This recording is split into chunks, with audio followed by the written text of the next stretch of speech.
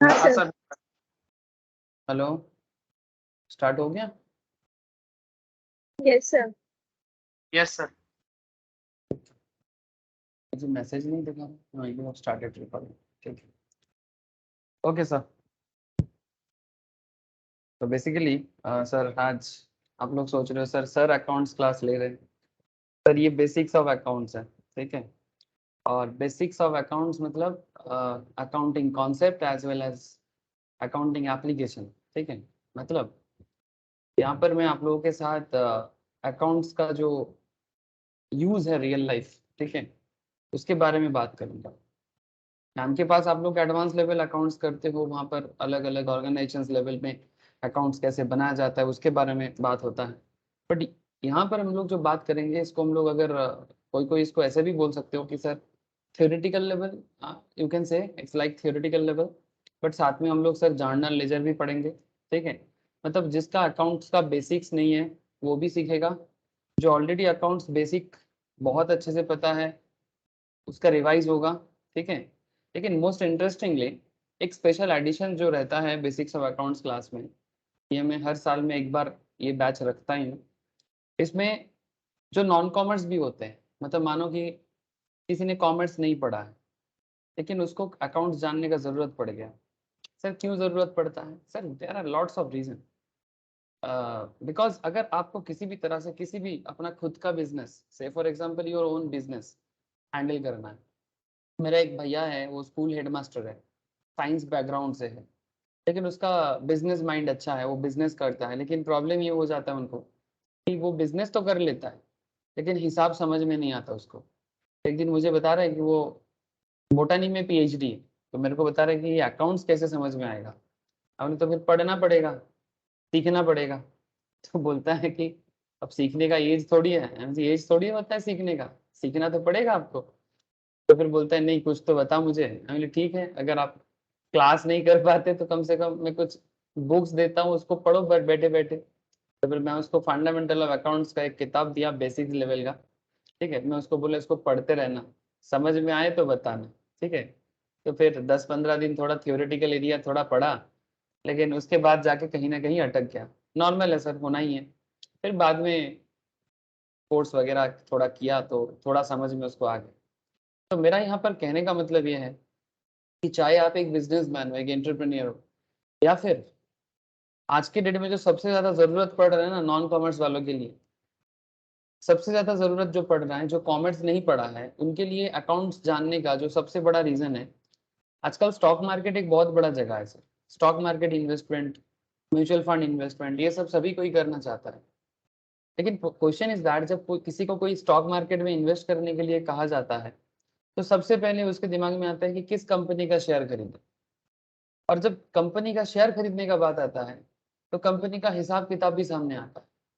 मतलब you must understand the financial condition of the company या financial condition of that particular organisation. अब financial condition अगर किसी को अंडरस्टैंडिंग करना है तो उसको तो अकाउंट समझना होगा। क्या बोलो सर? आपको अगर अकाउंट्स नहीं पता, क्या आप किसी कंपनी का फाइनेंशियल अकाउंटिंग अंडरस्टैंड कर पाओगे? टीवी में कुछ लोग आके किसी कंपनी के बारे में कुछ कह के चला गया कि ये कंपनी अच्छा है, ये कंपनी खराब है, ये कंपनी ये है वो है। लेकिन अगर आप खुद से कंपनी को एनालिसिस नहीं कर पाओगे तो फिर आपका इन्वेस्टमेंट करना सही बनता है क्या? Please tell me. आप अपना लाखों रुपया, करोड़ों रुपया, हजारों रुपया, जिसका जैसा है, किसी के पास 10,000 है तो 10,000 ही इन्वेस्ट करता है, किसी के पास 10 लाख है तो 10 लाख इन्वेस्ट करता है, किसी के पास 100 करोड़ 10 करोड़ है तो वो वही इन्वेस्ट करता है मार्केट में। मार्केट एक बहुत बड़ा जगह है sir. Now my question is that अगर आपके पास 10,000 है और आप चाहते हो कि इसका 10,000 को 20,000 बनाए या 15,000 बनाए या 25,000 बनाए, वट एवर बढ़ता है मार्केट में, मतलब मार्केट में अपॉर्चुनिटी है सर। तो आप कंपनी एनालिसिस करने के लिए जरूर सोचोगे और करना चाहिए। लेकिन सर कैसे पता चलेगा फिर? तो बात यह है सर, चाहे आप कॉमर्स बैकग्राउंड से हो या नॉन कॉमर्स बैकग्राउंड से, मेरा कहने का मतलब है कि अकाउंट्स का नॉलेज और उसका एप्लीकेशन एरिया, कम से कम बेसिक्स, कम से कम बेसिक्स। जो लोग चार्टर्ड का पढ़ाई करते हो, सीएमए का पढ़ाई करते हो या सीएस का पढ़ाई करते हो, इंस्टीट्यूट आप लोगों को बेसिक्स तो ऐसे ही सीखने को बोलता है। आप लोगों के सिलेबस में बेसिक्स का एक पूरा अलग जगह होता है। स्टार्टिंग, एकदम स्टार्टिंग जो एरिया है, जिसको लोग ना स्कूल लेवल में जो 11-12 पढ़ता है, उसका भी स्कूल की किताब में बेसिक्स होता है। लेकिन एक मुश्किल क्या है जानते हैं सर, हमारे कंट्री में देयर इज अ प्रॉब्लम। हम लोग उसको थ्योरी समझ के एग्जाम टाइम में क्या क्या थ्योरी आता है बोल के थोड़ा देख के चले जाते हैं, कभी समझने का कोशिश ही नहीं करते कि ये थ्योरी कितना इंपॉर्टेंट है। एक्चुअली ये स्टूडेंट्स का गलती नहीं है, ये हमारे सोशल स्ट्रक्चर और टीचिंग स्ट्रक्चर का गलती है। वो इसको थ्योरी बता के स्टूडेंट के सामने छोटा दिखाता है, मतलब ये समझाना चाहता है कि इसमें कुछ है नहीं। लेकिन आखिर जब आप लोग बड़े हो जाते हो और जब आपके सामने इन्वेस्टमेंट अपॉर्चुनिटी क्रिएट होता है, तब आपको वही इन्वेस्टमेंट अपॉर्चुनिटी को अंडरस्टैंडिंग करने के लिए वही थ्योरी का जरूरत पड़ता है। सो आई होप आपको समझ में थोड़ा थोड़ा आ रहा है कि हम लोग अकाउंटेंसी में क्या सीखने वाले हैं। चलो मैं आपको थोड़ा कंटेंट दिखा देता हूँ कि मेनली ये जो अकाउंट्स क्लास है जो सैटरडे सैटरडे अभी चलेगा, ठीक है, अगला 1.5 मंथ्स ऑलमोस्ट, ठीक है, इसमें हम लोग journal ledger trial balance basics जो है वो तो सीखेंगे ही, साथ में अकाउंटेंसी को अंदर से समझेंगे कि कैसे एक अकाउंट्स को यूज करके हम बिजनेस को भी एनालिसिस कर सकते हैं, इसका भी आइडिया जनरेट करेंगे सर। ठीक है, मतलब जर्नल लेजर तो सीखना ही है, जिसको जिसको आता है बहुत अच्छा सर। जिन लोगों को अकाउंट्स का नॉलेज है उनको कॉन्ग्रेचुलेशंस, ठीक है, आपको बेनिफिट ऐसे ही थोड़ा ज्यादा हो जाएगा, आप रिवाइज करोगे। लेकिन जिसे अकाउंट्स का नॉलेज नहीं है वो भी इसमें सीख लेगा। एंड सेकेंड थिंग, अकाउंट्स सिर्फ जानना नहीं है सर, अकाउंट्स को अप्लाई करना है, हम लोगों का ये ऑब्जेक्टिव होगा। ठीक है, मतलब ऑब्जेक्टिव प्रैक्टिकल लाइफ में अकाउंट्स को कहाँ कहाँ कैसे कैसे यूज किया जाता है और उसके साथ हमारा क्या रिश्ता नाता बनेगा। चाहे आप एक चार्टर्ड स्टूडेंट हो, चाहे आप एक सीएमए स्टूडेंट हो या ना हो, फर्क नहीं पड़ता, सीखना सबको पड़ेगा। ठीक है, ऐसे सभी कोई है मुझे पता है, बट फिर भी मैंने थोड़ा समझाया। ठीक है, तो चलो सर स्क्रीन शेयर करता हूँ और स्टार्ट करता हूँ सर। ठीक है,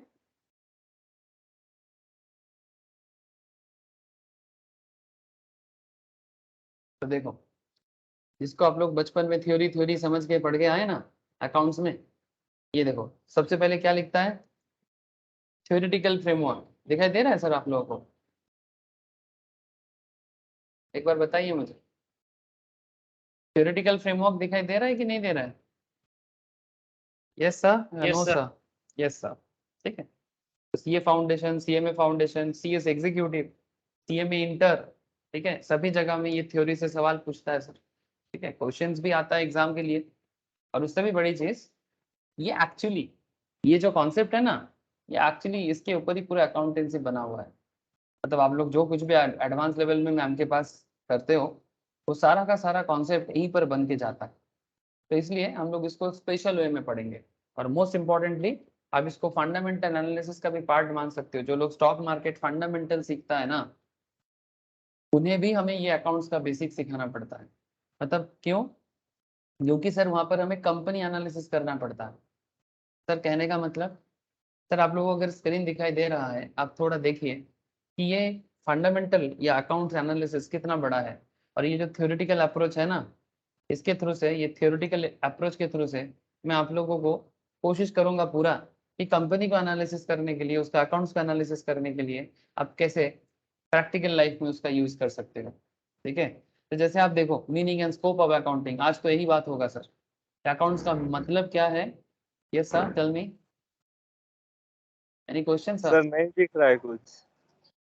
कुछ नहीं दिख रहा है? क्यों, स्क्रीन तो शेयर है, किसी को नहीं दिखाई दे रहा है? मुझे दिख रहा है सर। दिख रहा है सर। दिख रहा है? साहिल नेटवर्क इशू होगा बाबू, और एक बार रीज्वाइन कर, रीज्वाइन कर सर।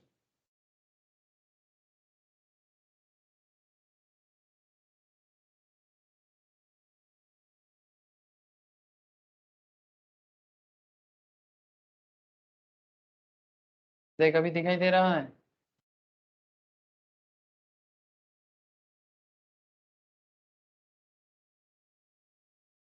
हेलो, ठीक हुआ? साहिल को मेरा आवाज आ रहा है? साहिल, हेलो?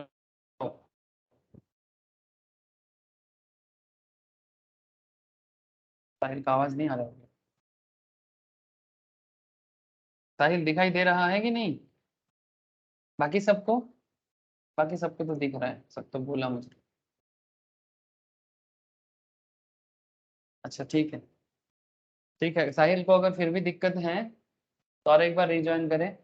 आई थिंक ठीक हो जाएगा कुछ देर में। कभी कभी ऐसे नेटवर्क प्रॉब्लम करता है किसी किसी केस में, बहुत ही रेयरली होता है बट कभी कभी होता है। अच्छा देखो, तो now question is that sir, ये आईटीसी आप लोगों के स्क्रीन के सामने है सर? आप लोग आईटीसी देख पा रहे हो सर? Yes sir. है ना? अब देखो, ये आईटीसी का शेयर है, ठीक है। अगर आज के डेट में किसी को आईटीसी का शेयर खरीदना है तो ये दाम चल रहा है। That's a different part. मैं अभी शेयर मार्केट में बात नहीं करूंगा, मैं बस कंपनी एनालिसिस पे थोड़ा बात करूंगा, ठीक है। मैं आपको ये बताना चाहता कि ये जो अकाउंटेंसी में आप लोग सीखोगे, ठीक है, ये जो इसका थियोरेटिकल फ्रेमवर्क है जिसमें आप scope of accounting, accounting concept क्या है, अकाउंटिंग प्रिंसिपल्स क्या है, अकाउंटिंग कन्वेंशंस क्या है, अकाउंटिंग टर्मिनोलॉजीज भी आप लोग सीखते जाओगे, ठीक है। कैपिटल एंड रेवेन्यू एक्सपेंडिचर्स क्या है, ठीक है। कंटिंजेंट एसेट्स, कंटिंजेंट लायबिलिटीज क्या है, गवर्नमेंट का क्या अकाउंटिंग पॉलिसीज बताते हैं जिसके बेसिस में कंपनी चलता है, ठीक है। कंपनी अपने मर्जी से अकाउंट्स नहीं बनाता sir. Not just company, any छोटा से छोटा बिजनेस, एनी काइंड ऑफ छोटा से छोटा बिजनेस से लेके बड़ा से बड़ा बिजनेस, ठीक है, वो अपने मर्जी से अकाउंट्स नहीं करता, उसके रिगार्डिंग पॉलिसीज होता है। गवर्नमेंट कुछ पॉलिसीज डिसाइड करता है, फिर उसी पॉलिसी में कंपनी को या बिजनेस को अपना अकाउंट्स बनाना पड़ता है। उसमें कुछ प्रिंसिपल्स होते हैं, जिसमें वैल्यूएशन प्रिंसिपल्स है, अकाउंटिंग एस्टिमेट्स है, और सबसे interesting thing sir accounting standards होता है। ये standards institute of chartered accountants of India build up करता है along with ministry of corporate affairs. समझ में आ रहा है सर? अकाउंटिंग स्टैंडर्ड्स के बेसिस में ही अकाउंट्स को मेंटेन किया जाता है, ठीक है। अकाउंटिंग स्टैंडर्ड्स के बिना अकाउंट्स मेंटेन पॉसिबल नहीं है। ये सब भी आप लोगों के साथ में डिस्कस करूंगा। और जो लोग एग्जीक्यूटिव या इंटरमीडिएट या फाइनल लेवल में पढ़ाई करोगे, ठीक है, उस टाइम पे मैम आपको अकाउंटिंग स्टैंडर्ड्स के बेसिस में एक मतलब स्पेसिफिक स्टैंडर्ड्स के ऊपर क्वेश्चंस कराएगा और कॉन्सेप्ट बताएगा, ठीक है। मतलब जैसे डिप्रिसिएशन करना है तो उसके पीछे अकाउंटिंग स्टैंडर्ड्स क्या है, दो कंपनी मार्ज होता है तो उसके पीछे क्या अकाउंटिंग स्टैंडर्ड्स है, कंपनी अपनी इन्वेंट्री मेंटेन करता है तो उसके पीछे क्या अकाउंटिंग स्टैंडर्ड्स है, ठीक है। स्टैंडर्ड्स के बिना कुछ नहीं होता सर। और आजकल सर इंडियन अकाउंटिंग स्टैंडर्ड्स आ चुका है, इंड एएस कहते हैं इसको। इंडियन अकाउंटिंग स्टैंडर्ड्स से पहले क्या इंडियन अकाउंटिंग स्टैंडर्ड्स नहीं होता था? नहीं सर, पहले जो अकाउंटिंग स्टैंडर्ड्स होता था वो बेसिकली एक मतलब इंटरनेशनल मॉडल था, जो इंडिया भी हमारे कंट्री में इंडियन अकाउंट्स में भी इसको यूज किया जाता था। बट उसमें एक प्रॉब्लम ये हो जाता था कि इंडियन अकाउंटिंग स्टैंडर्ड्स के साथ वो इंडियन बिजनेस के साथ वो मतलब इंटरनेशनल स्टैंडर्ड्स प्रॉपरली मैच नहीं कर रहा था। इंडियन अकाउंटिंग स्टैंडर्ड्स में क्या किया गया, इंडियन बिजनेस को भी डेवलप किया, मतलब बिजनेस के साथ भी इसको मैनेज किया गया, और इंडियन बिजनेस के साथ साथ इंटरनेशनल अप्रोच के साथ भी एक मार्च किया गया। It's a very interesting new development, but वही कॉन्सेप्ट जो हम लोग पुराने टाइम पे भी पढ़ते थे, लेकिन उसका एक मॉडिफिकेशन बोल सकते हो आप, ठीक है। इसके अलावा ये तो थ्योरेटिकल एरिया है, इसको तो जानना ही है, दिल से और दिमाग से प्रैक्टिकली ईच एंड एवरीथिंग समझना है। इसके साथ साथ कुछ important like books of accounts, preparation of trial balance, ठीक है, ये सब बाद में मैं आपसे करूंगा, ठीक है। और ये अकाउंट्स को, बुक्स ऑफ अकाउंट्स बिल्डअप करने के लिए जर्नल, लेजर, ये सब तो करना ही है, अदरवाइज ट्रायल बैलेंस तक कैसे पहुंचेंगे, ठीक है। बाकी जैसे कि आप लोग मैम के करते हो बीआरएस, ये सब चीज मैम कराते हैं आप लोगों को, ठीक है। वो आप जैसे आगे बढ़ रहे हो वो बढ़ते रहोगे, ठीक है। जिन लोग अभी मेरे पास करोगे जर्नल, लेजर, ट्रायल बैलेंस, ये सब सीखने के बाद मैम का क्लास अगर अकाउंट्स का स्टार्ट नहीं हुआ है, उसके बाद आप लोग मैम के क्लास में भी एंटर हो जाओगे। और जो लोग ऑलरेडी मैम के साथ चल रहे हो अकाउंट्स में एडवांस लेवल में, ठीक है, वो जैसे चल रहे चल लो, ठीक है, कोई दिक्कत नहीं। Now question is that sir वो सब तो ठीक है, बट आज क्या सीखने वाले हैं सर? सर आज मैं आपको बताने वाला हूँ meaning and scope of accounting, ठीक है। अब ये meaning and scope of accounting जो है सर, इसमें मैं आपको क्या बताऊंगा सर? इसमें मैं आपको बताऊंगा कि सिग्निफिकेंस ऑफ अकाउंटिंग, ठीक है। अकाउंट्स करने के पीछे का रीजन क्या है, ठीक है, क्यों अकाउंट्स बिल्डअप किया जाता है। अब ये भी समझ सकते हो, यू कैन अंडरस्टैंड ऑल्सो कि अगर अकाउंट्स बिल्डअप ना होता तो क्या होता, अगर अकाउंट्स बिल्डअप ना होता तो क्या होता। जैसे मैं आपको आईटीसी के बारे में बीच में थोड़ा बता रहा था कि अगर किसी को आईटीसी के बिजनेस के बारे में जानना है, इसके बिजनेस के फ्यूचर के बारे में अंडरस्टैंड करना है, not just ITC, number of companies यहाँ पर देख रहे हो आप, ऊपर से जा रहे हैं, देखो एचडीएफसी बैंक है, हिंदुस्तान यूनिलीवर है, इंडिगो है, आईटीसी है, मारुति है, रिलायंस है, जिसका मर्जी उठा लो सर, ठीक है। अब किसी को कंपनी का फाइनेंशियल एनालिसिस करना है, क्या करना है, फाइनेंशियल एनालिसिस करना है, कंपनी का इनकम स्टेटमेंट देखना है, कंपनी का बैलेंस शीट देखना है, कंपनी का कैश फ्लो देखना है सर। अब इसको थोड़ा मैं सिंप्लीफिकेशन करता हूँ, इसको मैं थोड़ा सिंप्लीफिकेशन करता हूँ। इनकम स्टेटमेंट मतलब, इनकम स्टेटमेंट का मतलब होता है प्रॉफिट एंड लॉस अकाउंट, ठीक है। मतलब नॉर्मल बिजनेस जिसको, नॉर्मल बिजनेस में हम जिसको प्रॉफिट एंड लॉस अकाउंट बोलते हैं, कंपनी के केस में उसको इनकम स्टेटमेंट कहा जाता है, बट कॉन्सेप्ट वही है, PL, profit and loss account, ठीक है। जो लोग फाइनल अकाउंट्स का नॉलेज रखते हो, उनको पता है कि कैसे पीएल अकाउंट्स के थ्रू से कंपनी का या बिजनेस का हिसाब किताब होता है। और पीएल अकाउंट्स बनाने के बाद या इनकम स्टेटमेंट बनाने के बाद बैलेंस शीट आता है। क्या आता है sir, balance sheet. Balance sheet में क्या होता है सर, सर बैलेंस शीट में कंपनी का एसेट्स एंड लायबिलिटी का हिसाब होता है। जैसे मैं यहाँ पर आपको एक बार शो करता हूँ, देखो सर, जस्ट एक बार देखो ताकि आपको समझ में आए कि आप जो पढ़ रहे हो या फिर जो अकाउंट्स आप लोग सीख रहे हो सॉरी, ये इसके पीछे का रीजन क्या है, ठीक है, ताकि आप लोग कभी भी किसी भी कंपनी के या कभी भी किसी बिजनेस का डेटा आपके सामने रख दिया जाए, आप उसको एनालिसिस करके कंपनी के बारे में प्रेडिक्शन कर पाओ कि ये बिजनेस का सिचुएशन अच्छा है कि नहीं है। या फिर क्या ये अगर मानो आप बैंक में जॉब करते हो, आपके पास कोई बिजनेस आता है लोन लेने के लिए, से फॉर एग्जाम्पल लोगों को बैंक जॉब बहुत पसंद आता है, ठीक है। तो एक एग्जाम्पल के तौर पे आप किसी बैंक में हो या एनबीएफसी में हो, आपके पास कोई बिजनेसमैन या बैंक का क्लाइंट के हिसाब से कोई आता है और आके आपको पूछता है कि सर मुझे बैंक लोन चाहिए, बिजनेस लोन चाहिए, तो आप उनको बोलते हो ठीक है आपका बिजनेस का डेटा दीजिए, तो वो बिजनेस का क्या डेटा देगा, हाँ सर, वो बिजनेस का पीएल का डेटा देगा, बैलेंस शीट का डेटा देगा, कैश फ्लो स्टेटमेंट का डेटा देगा कि बिजनेस कैसे इनकम कर रहा है।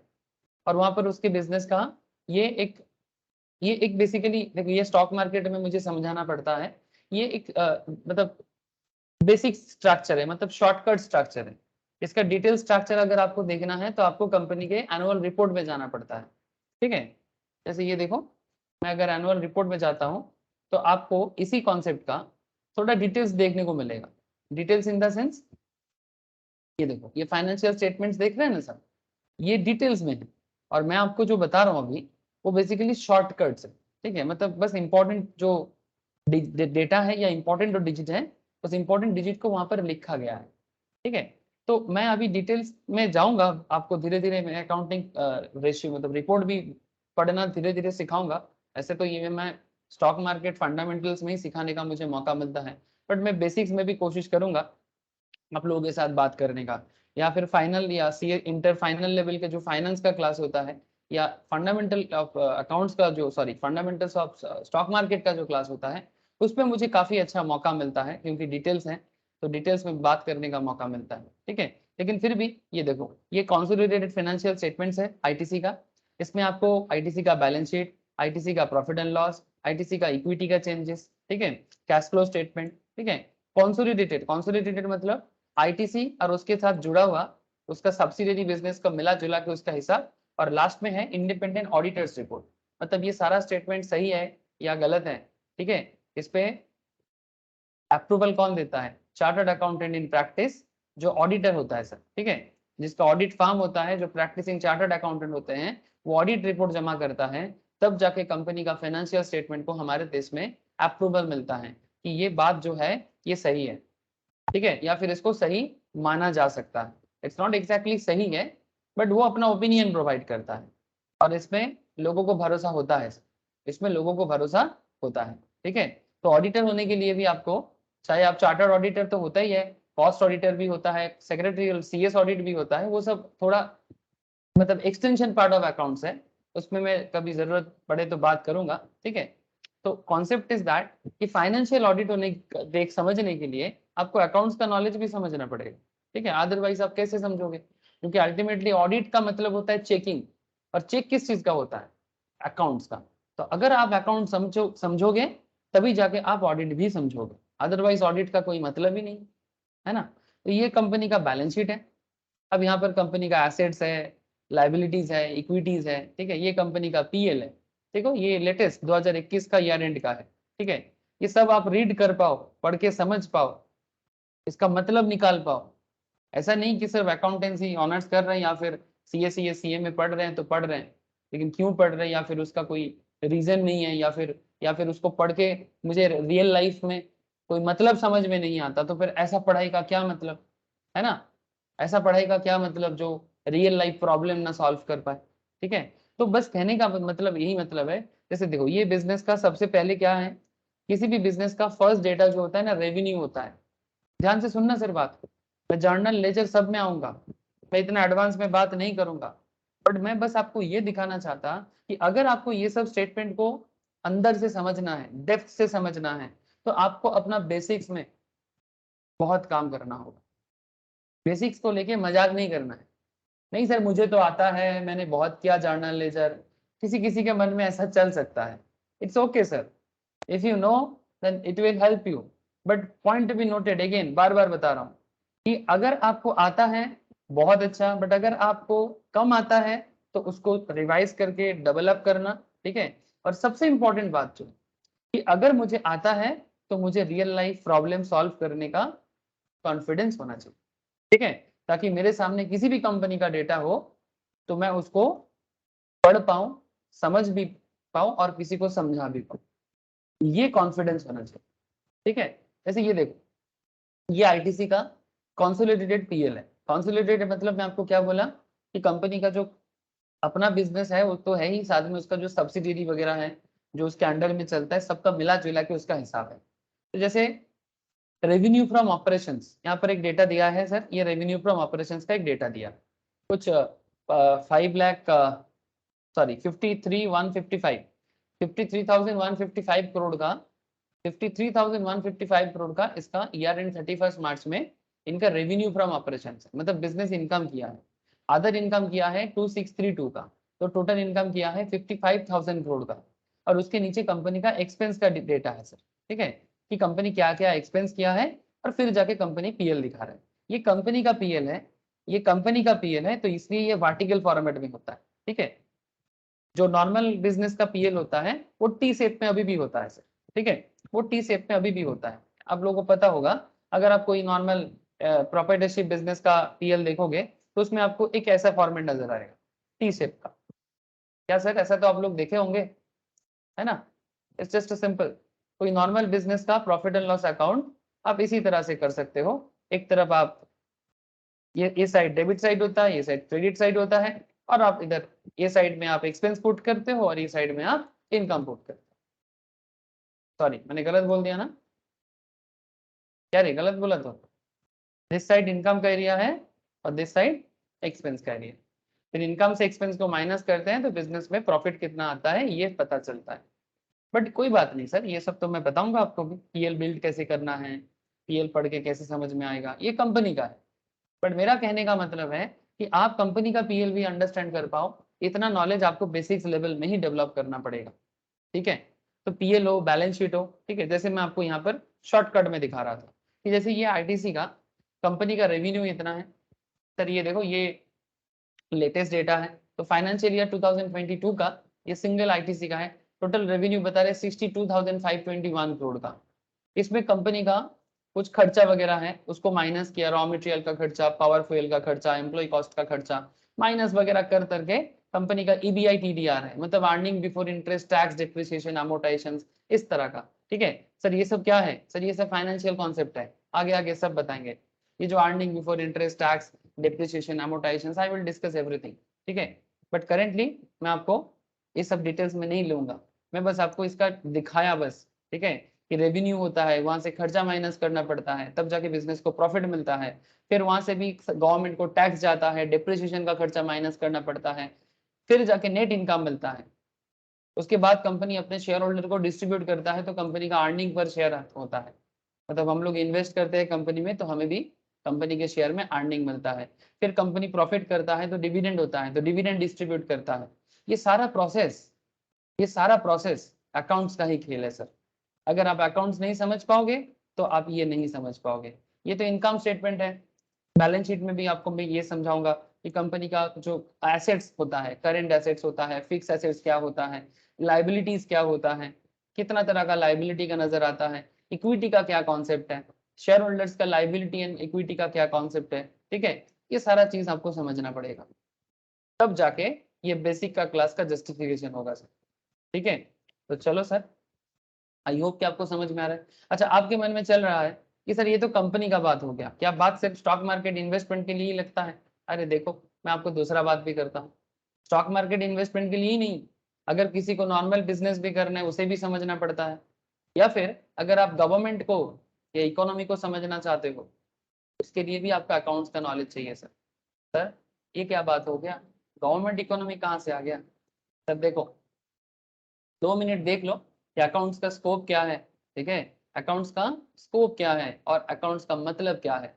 ठीक है, अगर आप अकाउंटिंग समझना चाहते हो तो आप, जैसे अभी कंपनी के बारे में मैंने आपके साथ डिस्कस किया, अब मैं आपके साथ डिस्कस करने जा रहा हूँ कि एक एक गवर्नमेंट, जैसे कि इंडियन गवर्नमेंट या फिर कोई स्टेट गवर्नमेंट या फिर कोई फॉरेन गवर्नमेंट, उसका भी अपने अपने कंट्री में हिसाब होता है। क्या हिसाब होता है? गवर्नमेंट कहाँ से इनकम करेगा और गवर्नमेंट कहाँ खर्चा करेगा। ये क्या है? ये गवर्नमेंट का अकाउंट्स है। ये देखो, ये 2020-21 का हिसाब है, ये 2021-22 का हिसाब है। ये गवर्नमेंट साइड से ही मैंने लिया। ठीक है, गवर्नमेंट के साइड से ही मैंने लिया।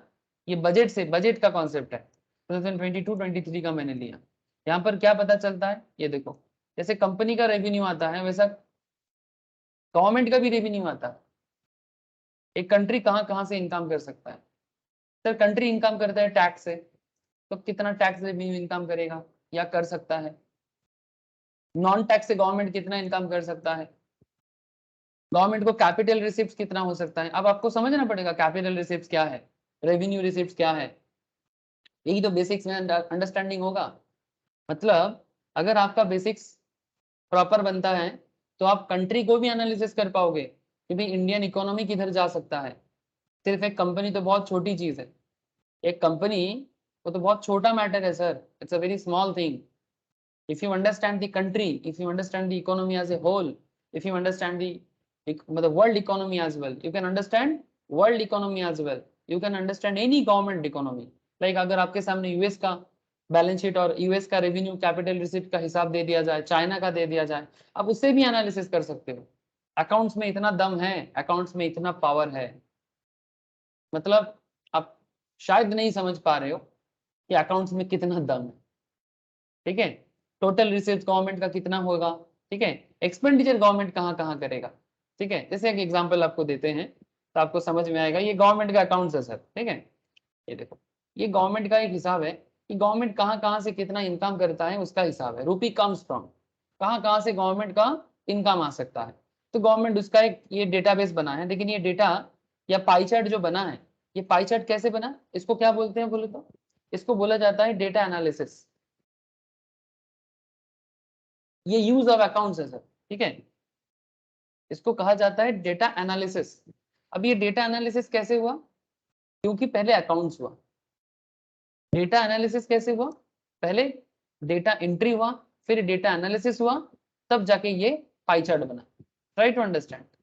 ठीक है, ये देखो, ये जो बजट देख रहे हैं सर, ये जो बजट एट ए ग्लांस देख रहे हैं, इसमें पहले गवर्नमेंट का कहाँ कहाँ से कितना रिसीव है, कहाँ कहाँ कितना एक्सपेंसेस है, ये सारा इंफॉर्मेशन को पुट किया गया।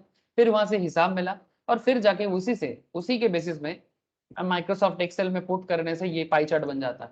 आप लोग कभी माइक्रोसॉफ्ट एक्सेल यूज किया? माइक्रोसॉफ्ट एक्सेल में पाई चार्ट बनता है, बार ग्राफ बनता है।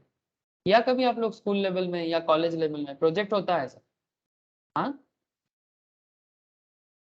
आप खुद भी बना सकते हो।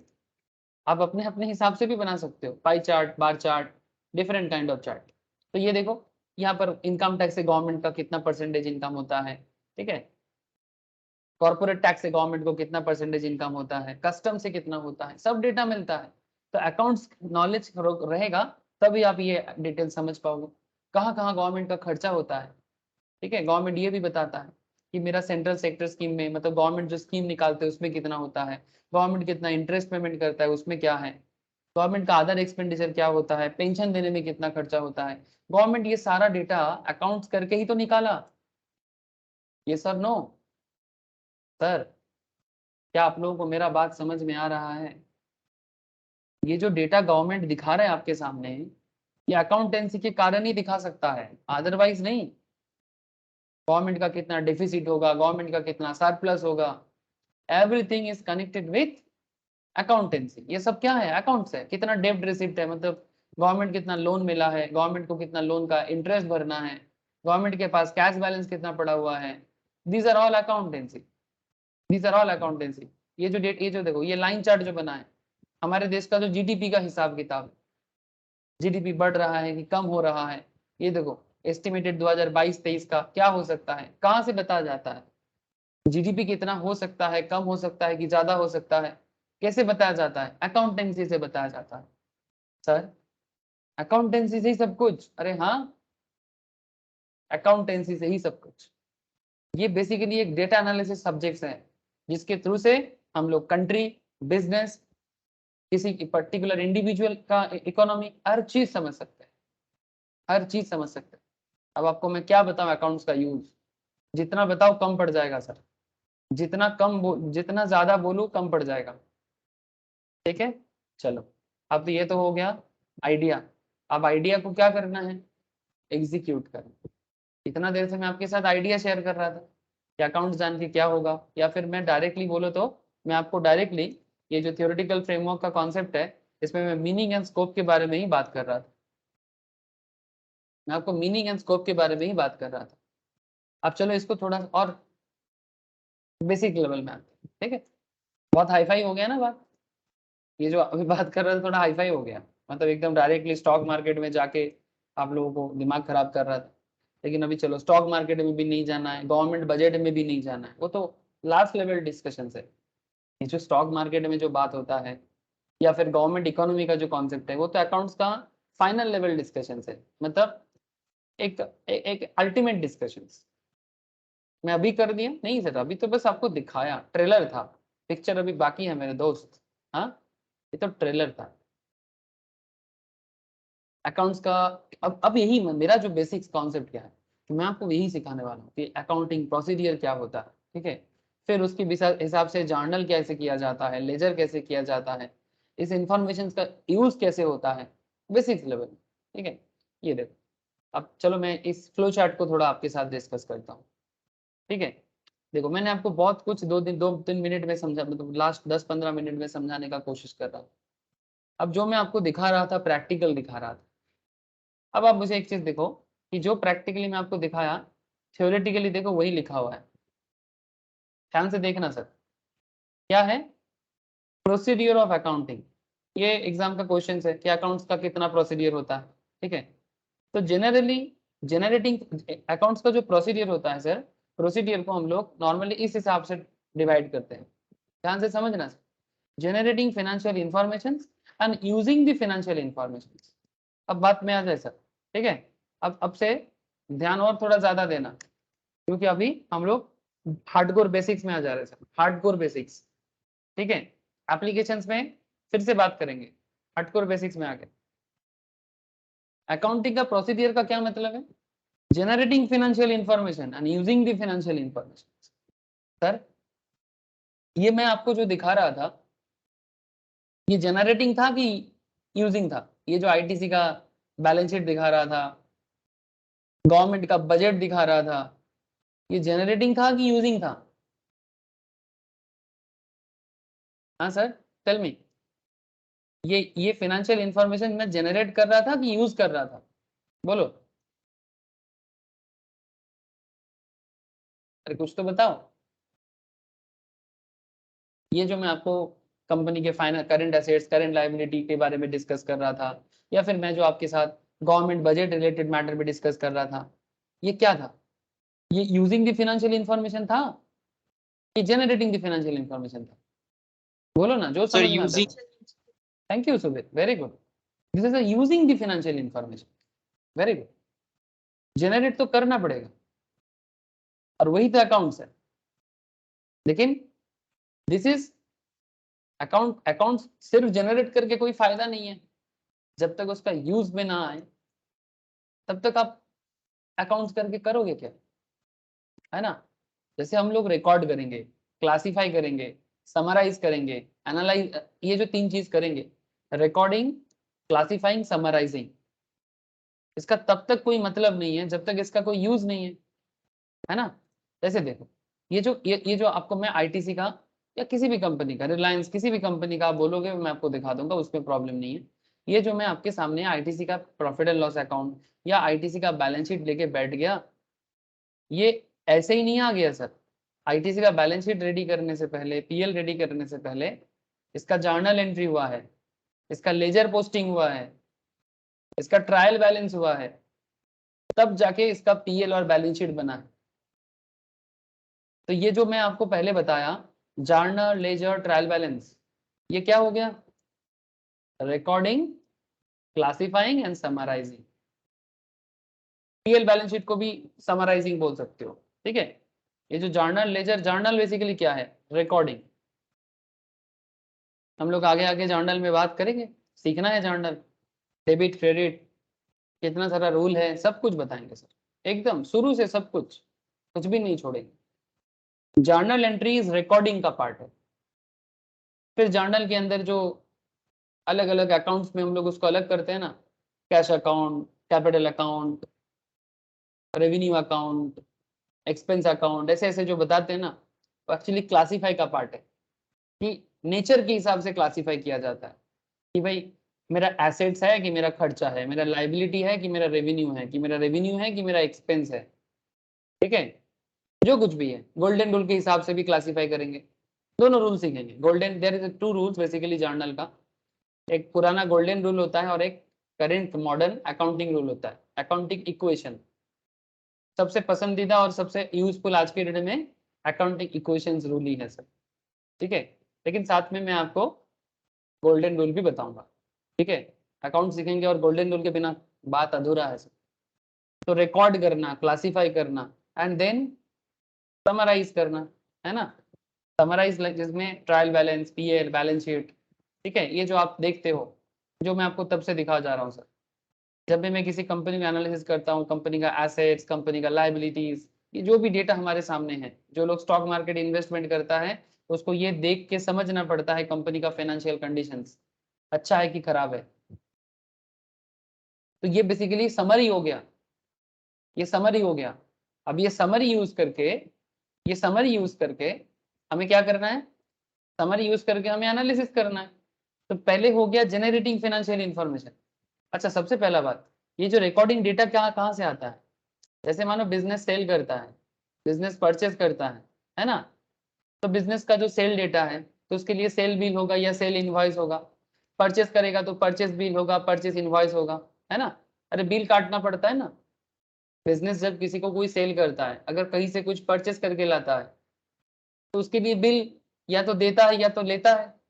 तो सेल बिल, परचेस बिल से ही तो बिजनेस का मेन डेटा आ जाता है सर, कि बिजनेस ने कितना सेल किया, बिजनेस ने कितना परचेस किया, परचेस करके रिटर्न कब किया, सेल करके रिटर्न कब आया, जो भी है।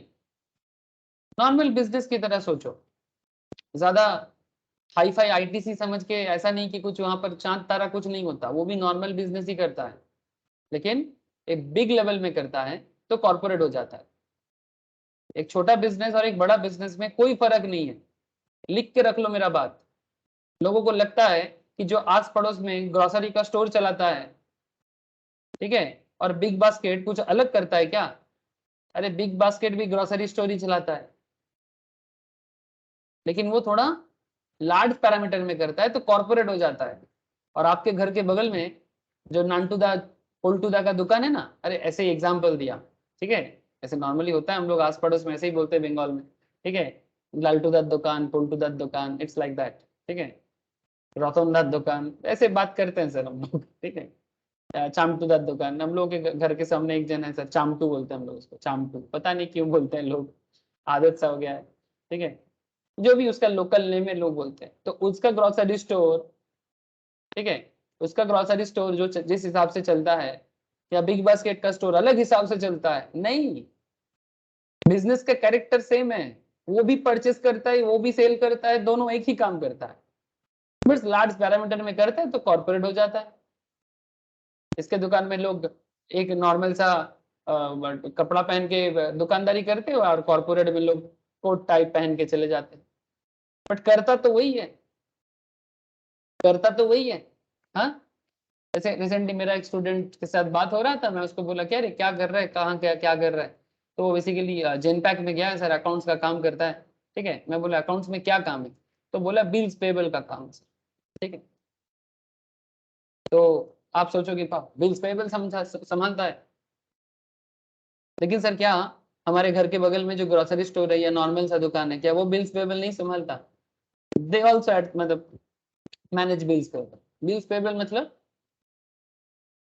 मार्केट में जो क्रेडिट है उनका, क्रेडिटर को कब कितना पेमेंट करना है, किसका क्या बाकी है, कब ड्यू डेट आएगा, टाइम पे पेमेंट होगा कि नहीं, ये सब मैनेज करना, बैंक में पे करना है कि कैश में पे करना है, डिस्काउंट मिलेगा कि नहीं मिलेगा, कितना डिस्काउंट मिलेगा, ये बिल्स पेबल का काम होता है।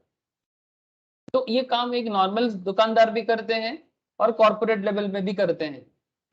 सॉल्ट लेक न्यू टाउन में जो कॉर्पोरेट हाउस देखते हो ना, वो भी वही करता है। तो कहने का मतलब मेरा और कुछ नहीं, चाहे आपके घर के बगल में चामटूदा का दुकान हो, या फिर आईटीसी हो, या फिर गवर्नमेंट ऑफ इंडिया हो, या फिर यूएस गवर्नमेंट हो, अकाउंट्स का हिसाब का कॉन्सेप्ट सबके लिए बराबर है, ठीक है। अब ये बात मैं ऐसे ही नहीं बोल रहा हूँ, अब जैसे जैसे हम लोग आगे बढ़ते जाएंगे ना, आपको बात समझ में आ जाएगा, ठीक है। तो there is a two part of this procedure of accounting. One is generating financial information and another is using the financial information. तो रिकॉर्ड करना, क्लासिफाई करना, समराइज करना, ये एक पैरामीटर है जिसमें एक्चुअली हम लोग अकाउंटेंसी को सीखेंगे। एंड सेकेंड पार्ट इज जिसको हम लोग फंडामेंटल एनालिसिस में भी सिखाते हैं, या फिर फाइनेंशियल स्टेटमेंट एनालिसिस में भी सिखाते हैं, एनालाइज करना, इंटरप्रेट करना एंड कम्युनिकेट करना। कम्युनिकेट मतलब जो हिसाब लिखा गया है वो अगर मैं कम्युनिकेट ही नहीं कर पाऊँ तो फिर कोई मतलब ही नहीं है ना। जैसे ये एचडीएफसी बैंक या कोई भी इंडिगो, ठीक है, Indigo airlines, InterGlobe aviation limited, अब इसका फाइनेंशियल स्टेटमेंट्स देख के अगर मैं यही नहीं समझ पाया, कम्युनिकेट ही नहीं कर पाया, तो फिर क्या मतलब। अब सिर्फ ऐसे इन्वेस्टर नहीं, जो कंपनी के अंदर काम करता है उन्हें भी ये समझना पड़ता है। उसको हम लोग बोलते हैं users of accounts, users of accounts. अब चलो देखते हैं कौन है यूजर्स ऑफ अकाउंट्स, ठीक है। तो ये एनालाइज करना, इंटरप्रेट करना, कम्युनिकेट करना, ये किसका काम है, ठीक है। अब देखो यहां पर मैं आपको समझाता हूं, आइडेंटिफिकेशन ऑफ ट्रांजैक्शंस, आपको ट्रांजैक्शंस आइडेंटिफाई करना होगा। ये जो ट्रांजैक्शंस आइडेंटिफाई करना पड़ता है, इसका जो पूरा प्रोसेस है, इस पूरा प्रोसेस में तीन कॉन्सेप्ट काम करता है सर। इनपुट, इनपुट के बाद आता है अकाउंटिंग साइकिल, और फिर मिलता है आउटपुट। अब आप समझ रहे हो सर इनपुट में क्या दिया जाता है और आउटपुट में क्या मिलता है, और अकाउंटिंग साइकिल में क्या होता है। सर इनपुट में actually economic events and transactions को मेजर किया जाता है फाइनेंशियल टर्म पे। अब ये क्या है, 2 मिनट रुक जाना सर, थोड़ा सा रुक जा, थोड़ी देर और ठहर जा, अभी बताएंगे, ठीक है। तो थोड़ी देर और ठहर जा, अभी समझाएंगे कि इकोनॉमिक इवेंट्स एंड ट्रांजैक्शंस को मेजर कैसे किया जाता है फाइनेंशियल टर्म्स पे, समझाएंगे सर, सारा चीज समझाएंगे। फिर आता है अकाउंटिंग साइकिल, इसमें रिकॉर्ड किया जाता है, recording of transaction in the books of original entry, मतलब journal, books of original entry. फिर जो जर्नल के बाद आता है लेजर, जर्नल के बाद आता है लेजर, बिना जर्नल के लेजर नहीं हो सकता। फिर लेजर बनने के बाद होता है trial balance, debit credit match करना पड़ता है, फिर जाके आता है फाइनल अकाउंट्स। अब ये काम आप कंपनी के लिए करो, स्मॉल बिजनेस के लिए करो, या गवर्नमेंट के लिए करो, या स्कूल के लिए करो, या कॉलेज के लिए करो, नॉन प्रॉफिट ऑर्गेनाइजेशंस के लिए करो, जिसके लिए मर्जी करो, सबके लिए जरूरी है, क्योंकि हिसाब सबको रखना पड़ता है। जो एनजीओ चलाते हैं क्या उनको हिसाब नहीं करना पड़ता? मतलब कोई बोलेगा सर प्रॉफिटेबल बिजनेस को ही करना पड़ता है क्या? बिजनेस करेगा, प्रॉफिट करेगा, अकाउंट्स करेगा। क्या जो एनजीओ चलाते हैं, जो नॉन प्रॉफिट ऑर्गेनाइजेशन है, क्या उनका हिसाब जरूरत नहीं है? हाँ सर, बोलो सर, क्या एनजीओ एनपीओ को हिसाब करने का जरूरत नहीं है? क्या स्कूल बिजनेस करता है? जैसे मानो गवर्नमेंट स्कूल, क्या गवर्नमेंट स्कूल बिजनेस करता है? क्या गवर्नमेंट हॉस्पिटल बिजनेस करता है? टेल मी ना, ये सर नो? No sir. ये लोग बिजनेस नहीं करता, तो क्या फिर इन लोग अकाउंट्स मेंटेन नहीं करेगा? करेंगे सर। करेंगे ना सर, बिल्कुल करेगा। क्योंकि अगर ये अकाउंट्स मेंटेन नहीं करेगा तो फिर इसको पता नहीं चलेगा ना। ऐसा तो नहीं ना कि मैं बिजनेस नहीं करता, मेरे को तो गवर्नमेंट से फंड मिलता है, मेरे को तो गवर्नमेंट से डोनेशन मिलता है, तो मैं उससे चलता हूँ। तो डोनेशन का भी हिसाब होना चाहिए ना। सभी फैमिली का, सभी ऑर्गेनाइजेशंस का अपना अपना हिसाब किताब है, और वो करना पड़ेगा। और उस करने का जो प्रोसेस है, first do journal, then do trial ledger, then trial balance, then final accounts, and लास्ट में अकाउंटिंग साइकिल जैसे कंप्लीट हो जाता है। ठीक है, देखो सर, मैं आपको सिर्फ किताबी बात नहीं कहना चाहता, मैं आपको हर चीज का प्रैक्टिकल चीज भी बताना चाह रहा हूँ। तब से आप शुरू से ख्याल किए होंगे, ये जैसे कि मैं आपको कंपनी के एनालिसिस में लेके आ जाता हूँ, कम्युनिकेशन करने के लिए बात करता हूँ, तो ये जो भी आप करके आते हो ना, उसके बाद ये जब आप कंपनी का इनकम स्टेटमेंट देखते हो, कंपनी का कैश फ्लो स्टेटमेंट देखते हो, फाइनेंशियल स्टेटमेंट देखते हो, एनुअल रिपोर्ट रीड करते हो, ये देखो एनुअल रिपोर्ट रीड करते हो, यहाँ पर जाके एनुअल रिपोर्ट डाउनलोड करो। जैसे मैं आईटीसी का दिखा रहा था, अब इंडिगो का देख लो, मारुति का देख लो, रिलायंस का देख लो। ठीक है, और इन्वेस्टमेंट करने से पहले रीड कर लो, इसको बोलते हैं fundamental analysis. But first understand, understanding पहले बिल्ड करो, फिर धीरे धीरे ये सब समझ में आएगा। कितना लोग है सर अकाउंट्स ऑनर्स कर चुका है, मास्टर्स कर चुका है, कंपनी एनालिसिस कर सकता है। अब आपके आसपास में कोई भी कॉमर्स ग्रेजुएट है, कॉमर्स के टीचर्स है, अब जाके पूछो तो उनसे, स्कूल में टीचर है, हेडमास्टर है, या फिर कॉलेज में प्रोफेसर है, जस्ट आस्क देम कि सर ये कंपनी को एनालिसिस करके मुझे थोड़ा बताइए ना कि कंपनी का क्या सिचुएशन है, रिपोर्ट रीड करके। सर मैं आपको बताता हूँ, 100 में से अगर आपको ऐसे दो दो पर्सन ऐसा मिल जाए, तो आप तब आप उनको याद रख लीजिएगा। मतलब मेरा और कोई मतलब नहीं है, मैं किसी को अंडर एस्टिमेट नहीं करना चाहता। मेरा कहने का मतलब है कि हम लोग पढ़ते तो हैं सर सोसाइटी में, बट वर्किंग नॉलेज के हिसाब से नहीं पढ़ते। ये प्रॉब्लम है। चाइना इसीलिए हमसे आगे बढ़ जाता है। चाइना हमसे आगे बढ़ गया ना सर। 1947 में जब इंडिया आजाद हो रहा था, तो चाइना भी उसी टाइम से डेवलपमेंट करना चालू किया। बट आज इंडिया का जीडीपी चाइना का जीडीपी में अगर आप देखोगे, तो चाइना हमसे मतलब कम से कम 7-8 गुना 10 गुना आगे है, 10 टाइम्स बेटर देन अस। क्यों? बिकॉज चाइना ना अपना ओरिजिनल एजुकेशन सिस्टम को ना मेंटेन किया, और डिग्री से ज्यादा नॉलेज पे डेवलप बिल्ड किया है। मतलब भाई एजुकेशन और अपने लैंग्वेज पे बहुत वो लोग प्राउड फील करता है। मतलब ओन लैंग्वेज होना चाहिए ना, एक मदर टंग। ठीक है, तो चाइना ऐसा नहीं कि इंग्लिश में ही सीखना पड़ेगा। अरे भाई, इंजीनियरिंग के साथ इंग्लिश का क्या कनेक्शन? अकाउंट्स के साथ इंग्लिश का क्या कनेक्शन? अकाउंट्स तो अकाउंट्स है, इंजीनियरिंग तो इंजीनियरिंग है, मेडिकल तो मेडिकल है। तो स्टूडेंट या इंसान अपने हिसाब से सीखे, नॉलेज को बिल्ड करे, तभी देखो ना आज वर्ल्ड का मैन्युफैक्चरिंग हब चाइना है।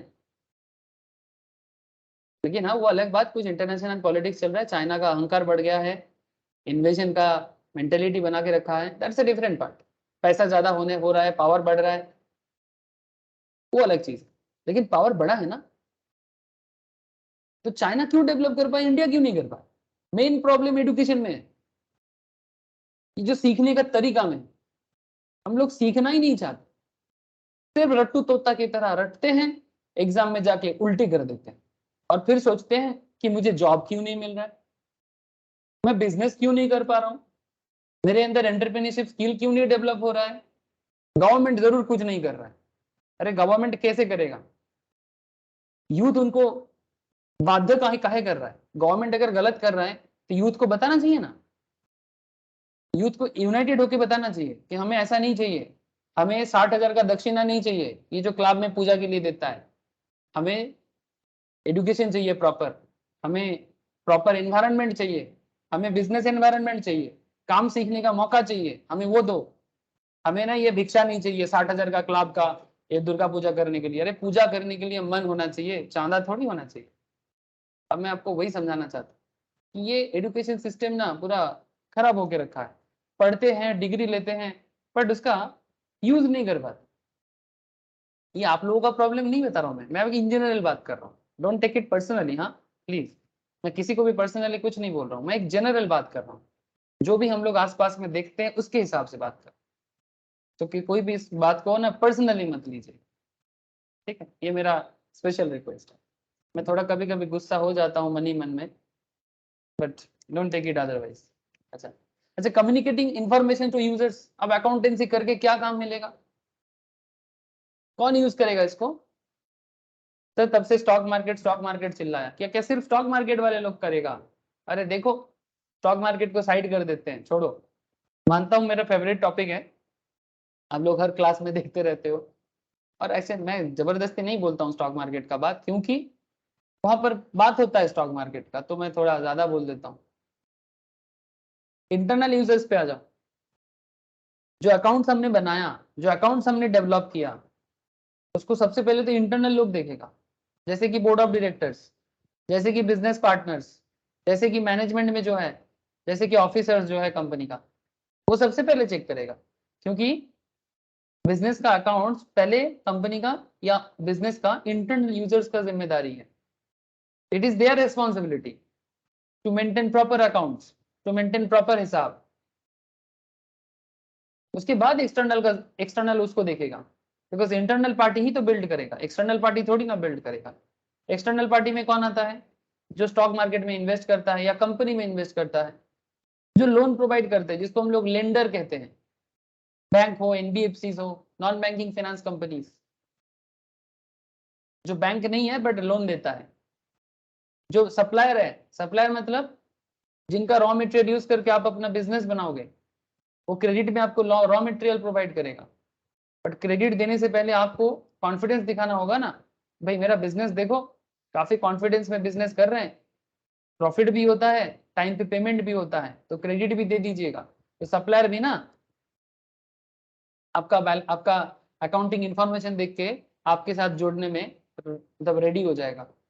गवर्नमेंट आप सही कर रहे हैं कि गलत कर रहे हैं, लोगों को धोखा दे रहे हैं कि नहीं कर रहे हैं, हाँ डुप्लीकेसी कर रहे हैं कि नहीं कर रहे हैं, हाँ लोगों का पैसा लेके बदमाशी तो नहीं कर रहे हैं, फ्रॉडुलेंट एक्टिविटी तो नहीं कर रहे हैं, बेनामी ट्रांजैक्शन तो नहीं कर रहे हैं, पाकिस्तान को पैसा तो नहीं भेजते आतंकवादी के लिए, हाँ कितना सारा चीज होता है सर, बिजनेस के नाम पे लोगों को धोखा, ऐसा होता है। तो गवर्नमेंट भी जरूरत पड़ने से आपका अकाउंट चेक करेगा, और ऐसा हुआ है, ऐसा बहुत हुआ है, मैं आपको वैसे बहुत एग्जांपल दूंगा।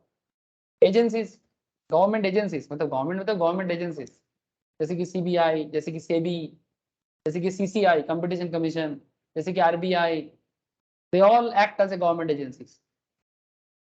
कस्टमर्स, कोई बिजनेस का कस्टमर बनने से पहले बिजनेस के बारे में जानकारी लेना चाहता है तो इंफॉर्मेशन चेक करता है।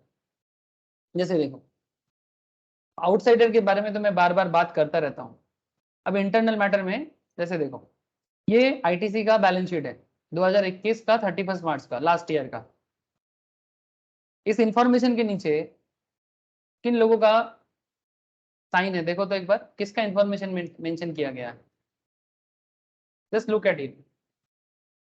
बोर्ड की तरफ से आर टंडन, ये आईटीसी का डायरेक्टर है कोलकाता से। S Dutta chief financial officer है, या तो चार्टर्ड अकाउंटेंट है या तो कॉस्ट अकाउंटेंट है। S Puri chairman and managing director हैं RK सिंघी, कंपनी सेक्रेटरी हैं। अब मुझे बताओ, ये जो अकाउंटिंग इंफॉर्मेशन आपके सामने अवेलेबल है, ये कौन है? ये लोग दे आर इंटरनल और एक्सटर्नल?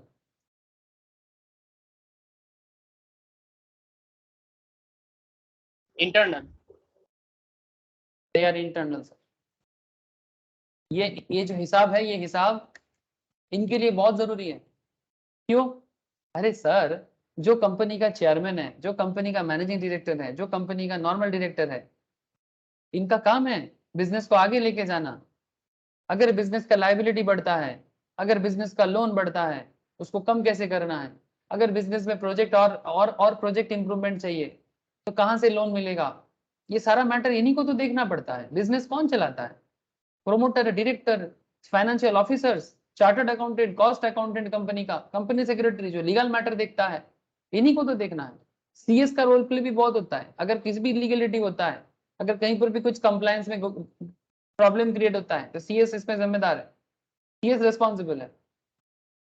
और अगर हिसाब किताब में ठीक ठाक नहीं हुआ है तो chartered accountant, cost accountant responsible हो जाता है। और ये लोग कौन है?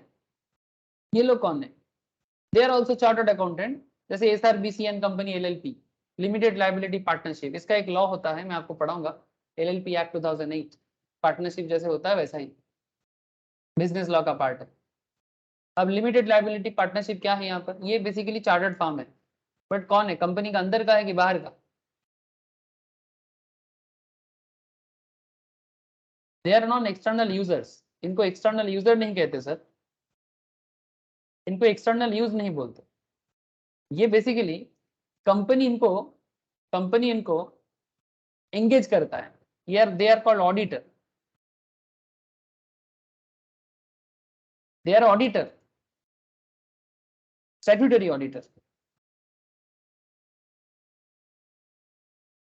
ये सारा का सारा information, PL, balance sheet, cash flow statement, जो भी कंपनी का फाइनेंशियल इंफॉर्मेशन है, जर्नल से लेके लेजर से लेके सब कुछ, ये ऑडिट करके चेक करने के बोलते हैं। ऑडिट का मतलब होता है चेकिंग, इसीलिए आप लोगों को एक सब्जेक्ट भी पढ़ना पड़ता है ऑडिटिंग बोल के। अब ये चेक करके बताता है, ये चेक करके ये बताएगा कि ये सारा इंफॉर्मेशन सही है कि नहीं, घपला तो नहीं हुआ है, घोटाला तो नहीं हुआ है। जितना भी फाइनेंशियल करप्शन होता है, जितना भी फाइनेंशियल करप्शन होता है, वो करप्शन क्या कैसे हो जाता है? जैसे मानो ये किंगफिशर एयरलाइंस, विजय माल्या, ये जो किंगफिशर एयरलाइंस का, ये जो इंडियन बिजनेसमैन था, अभी भी है बट अभी इंडिया में नहीं है, लंदन में जाके छुपा हुआ है। इसने जो घोटाला किया, 11,000 करोड़ का जो करप्शन किया, मेंबर ऑफ पार्लियामेंट बन गया बदमाशी करके। मतलब बदमाशी मतलब पॉलिटिकल फेवरिंग, समझ रहे सर? Political favouring. फिर यहाँ पर जाके स्टेट बैंक ऑफ इंडिया से 11,000 करोड़ का लोन उठाया था, नहीं सॉरी 30,000 करोड़, 11,000 नहीं 30,000 करोड़ के आसपास अपने बिजनेस पे लगाया और अब भाग गया। अब 30,000 करोड़ स्टेट बैंक का पैसा क्या इनका है? क्या गवर्नमेंट का खुद का है? पब्लिक का है, हमारा पैसा है सर। मतलब इसने जो घोटाला किया, एक घोटाला का इफेक्ट सबको मिलेगा। यस, सबको मिलेगा। आप लोग चाहे तो ये सब केस स्टडीज देखे। इतना सारा बात करने जाऊंगा तो फिर अकाउंट्स सिखाऊंगा कब? फिर बोलने के लिए बहुत कुछ है, बस बता नहीं सर आपको। मेरा कहने का मतलब है कि जब अकाउंट्स में करप्शन होता है, जब बिजनेस में करप्शन होता है, जब देश में करप्शन होता है, उसके पीछे ये इंटरनल पार्टी कनेक्टेड है और कंपनी चाहते हैं कि ये करप्शन कम हो। इसीलिए गवर्नमेंट की तरफ से नियम है कि ऑडिटर एंगेज करो। ऑडिटर बाहर से आएगा, वो कंपनी का अंदर का लोग नहीं रहेगा, बट कंपनी का अंदर का लोग जो इंटरनल पार्टी है, इसने जो कुछ भी करके रखा है वो सही किया कि नहीं, ट्रू एंड फेयर है कि नहीं, उसको देखने के लिए ऑडिटर आता है और चेक करके रिपोर्ट देता है। और वो ऑडिट रिपोर्ट देख के आउटसाइडर पार्टी को, ऑडिटर का मतलब रोल थोड़ा सा डिफरेंट है सर। ऑडिटर कोई एक्सटर्नल यूजर्स नहीं है। ऑडिटर बेसिकली एक इंटरनल पार्टी का, क्या बोलूं सर, अप्रूवल अथॉरिटी है कि इंटरनल पार्टी अकाउंटेंसी में सब कुछ सही किया, इसका एश्योरेंस ऑडिटर से मिलता है। बल्कि ऑडिटर कभी भी कंपनी का कोई नहीं होता। ऑडिटर तो कंपनी में एज ए प्रोफेशनल्स आते हैं, अपना फीस लेते हैं और काम करते हैं। आई होप आपको समझ में बात आ रहा है सर। ठीक है, तो इस तरह से ऑडिटर काम करता है। और ऑडिटर जो कुछ भी कहता है उस इंफॉर्मेशन को यूज करके एक्सटर्नल पार्टी बिजनेस के साथ जोड़ता है। बात समझ में आया सर? ये पूरा फ्लो चार्ट, ये पूरा फ्लो चार्ट समझ में आ गया? बताओ। Hello, thank you sir. अब आगे देखो सर, अब आगे देखो।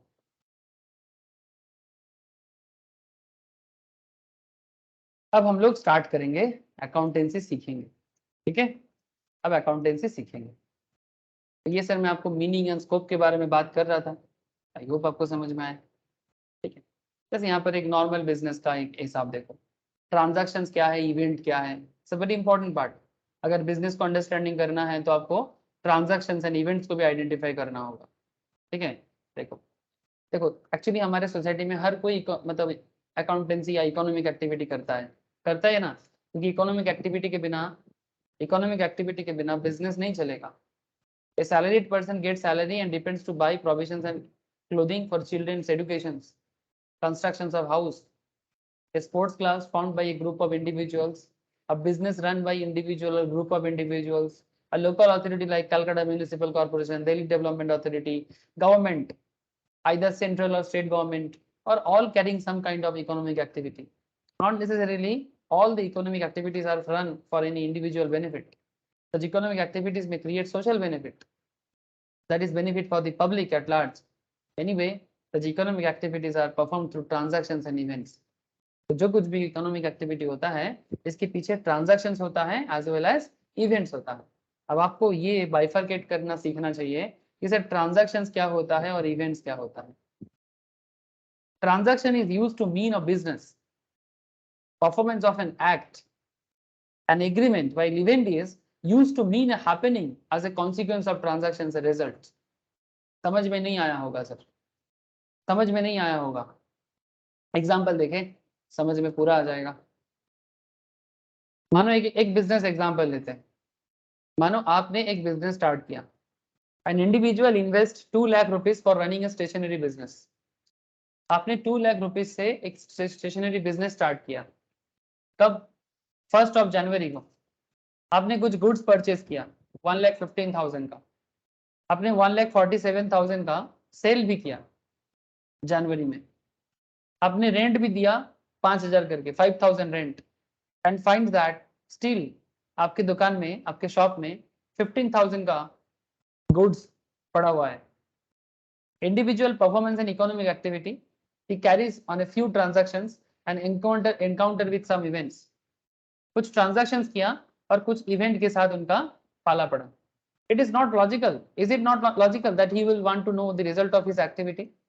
ये बहुत लॉजिकल है ना कि उसको पता होना चाहिए कि उसने जो दुकान ओपन किया, 5,000 का रेंट दिया, 1,15,000 का परचेज किया, 1,47,000 का सेल किया, तो at the end of the day उसका रिजल्ट क्या है ना। बिजनेस को रिजल्ट चाहिए होता है, तभी तो वो एक्टिविटी परफॉर्म करता है। अभी इस रिजल्ट को अंडरस्टैंड करने के लिए सिंपल लेवल में अकाउंटेंसी परफॉर्म किया जाता है। तो एक सिंपल हिसाब कर रहा है, बुक कीपिंग कर रहा है, रिकॉर्ड कीपिंग कर रहा है कि उसने गुड्स बेचा 1,47,000 का, है ना। गुड्स बेचा 1,47,000 का, सेल है। अपने हाथ में गुड्स कितना पड़ा हुआ है? गुड्स इन हैंड 15,000 का है, टोटल 1,62,000 का है। लेकिन उन्होंने जो गुड्स परचेज किया था वो 1,15,000 का था और शॉप का जो रेंट है वो 5,000 का था। तो 1,47,000 और 15,000 दैट इज 1,62,000, एंड वहां से लेस किया, goods purchase 1,15,000 and shop rent दिया 5,000, तो 1,62,000 से 1,20,000 लेस कर दिया, तो कितना पड़ा हुआ है? टेल मी सर, हिसाब बताओ। 1,62,000 माइनस 1,20,000 क्या हिसाब होता है? 42,000. 42,000 and this 42,000 is surplus or deficit? Surplus. Surplus है ना। तो वही तो उसको जानना है कि मेरा सरप्लस हुआ है कि डेफिसिट हुआ है, मेरे पास एक्स्ट्रा पड़ा हुआ है मतलब मैंने इनकम किया कि मेरा घाटा गया मतलब लॉस में चला गया। तो यहाँ पर एक चीज आपको समझना है, ये जो 42,000 आपके पास मिला है ना, earning of rupees 42,000 surplus is an event, ये इवेंट है सर आपका।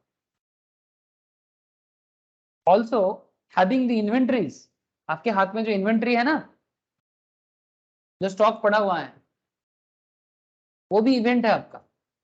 इवेंट का मतलब घटना है, जिसको हम लोग बंगाली में बोलते हैं घटना, घटना है। While purchase and sale of goods, ये जो आपने गुड्स सेल किया, परचेज किया, इन्वेस्टमेंट किया, ठीक है, पेमेंट किया, रेंट दिया, ये है ट्रांजैक्शंस। सेल करना, परचेज करना, रेंट पे करना, दीज आर ट्रांजैक्शंस। ट्रांजैक्शंस किया आपने और आपके साथ क्या हुआ कि आपने सरप्लस देखा 42,000 का। ट्रांजैक्शंस आपने किया, आपके ट्रांजैक्शंस के साथ साथ आपके साथ क्या हुआ, आपने इतना ट्रांजैक्शंस किया और आपके साथ क्या हुआ कि आपके हाथ में at the end of the day या एंड ऑफ द मंथ 42,000 का सरप्लस है आपका। ये this is your events, this is not transactions. और जो गुड्स आपके पास पड़ा हुआ है, दिस इज योर इवेंट्स। सो दो इवेंट आपके साथ हुआ और इस इवेंट को होने के लिए आपने कुछ ट्रांजैक्शंस किया, जैसे ये 1,47,000 का सेल, 1,15,000 का परचेज, 5,000 का रेंट देना, this all are transactions, this are transactions. तो लेन देन होता है, इवेंट होता है। ट्रांजैक्शंस का सिंपल हिंदी बंगाली क्या है? लेन देन। दोनों दोनों में बोलते हैं, हिंदी में भी बोलते हैं लेन देन, बंगाली में भी बोलते हैं लेन, ठीक है। लेन देन करना, इवेंट मतलब घटना, घटा क्या है, लेन देन तो किया, आखिर हुआ क्या है, ठीक है। So that is in simple concept of accountancy. इसमें ट्रांजैक्शंस होता है, इवेंट भी आता है। अब ये एक सिंपल इंडिविजुअल का बिजनेस का एक्टिविटी था। सिमिलर एक्टिविटी गवर्नमेंट भी परफॉर्म करता है, मैं आपको स्टार्टिंग से बोले जा रहा हूँ, है ना।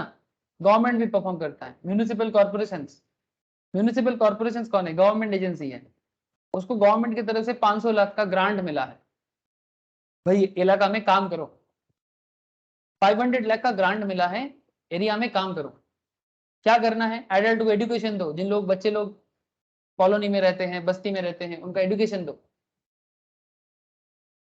कॉर्पोरेशन क्या किया, 500 लाख में से 250 लाख लिटरेसी किट में खर्चा किया, मतलब किताब में, बैग में, ये सब। 200 लाख टीचर को दिया, टीचर लगाना पड़ेगा ना, बिना टीचर का पढ़ाएगा कौन। 200 लाख ट्यूटर्स पे पीछे खर्चा किया, फिर भी उनके पास 50 लाख पड़ा हुआ है। ये भी ट्रांजैक्शन है एज वेल एज इवेंट्स है। 50 लाख जो उसके पास पड़ा हुआ है, ये इवेंट है,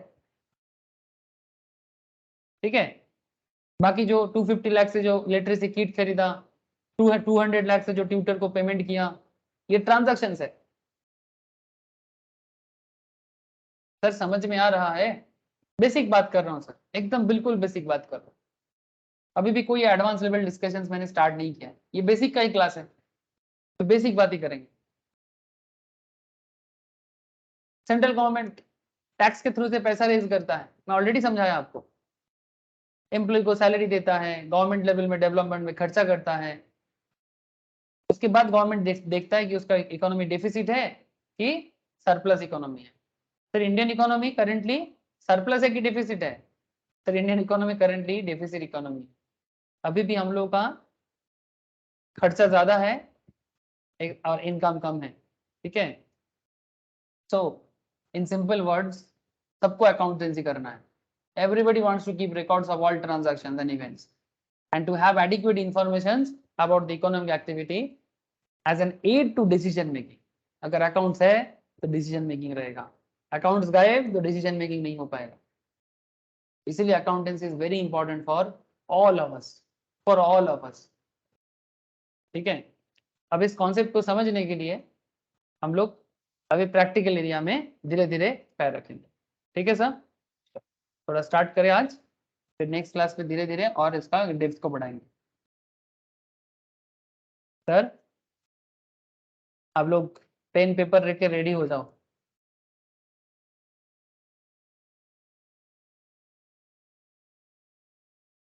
रेडी हो गए सर? कॉन्सेप्ट इतना देर से मैं बात कर रहा था, अब मैं थोड़ा सा कुछ बताने वाला हूँ। अच्छा प्लीज टेल मी, मुझे नोएनी, सैनॉन, ज्योति, तौथा, सुबीर, समझ में आ रहा है ना आप लोगों को? राहुल, टेल Yes, मी। sir. हाँ सर। Yes sir. ठीक है। तो सर हम लोग ना जर्नल स्टार्ट करने से पहले एक चीज सीखना जरूरी है सर। इसका नाम है सर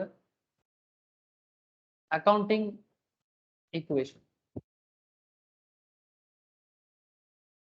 ये जान जाएंगे ना तो बिजनेस का ये जो पीएल बैलेंस शीट, ये जो कॉन्सेप्ट है ना, ये समझना बहुत आसान हो जाएगा। ठीक है, तो इसलिए सबसे पहले मैं आपके साथ अकाउंटिंग इक्वेशंस पे बात कर रहा हूँ। अब आपके मन में चल रहा है सर अकाउंटिंग इक्वेशन होता क्या है? चलो सर थोड़ा लिखे।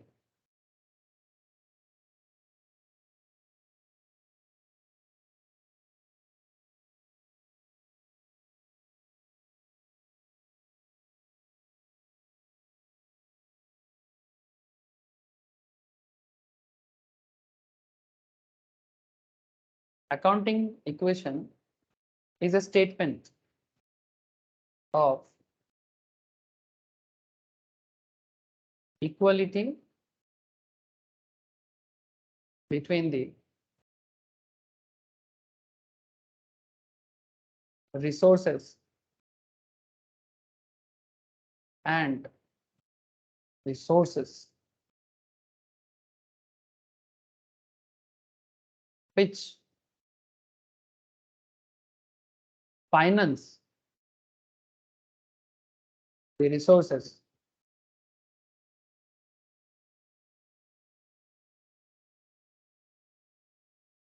and is expressed as below, as under. Don't worry, समझा देता हूं सर। सर बहुत फिलोसॉफिकल कॉन्सेप्ट है। Accounting equation is a statement of equality between the resources and the sources which finance the resources and is expressed as under. मतलब समझ में नहीं आया ना सर?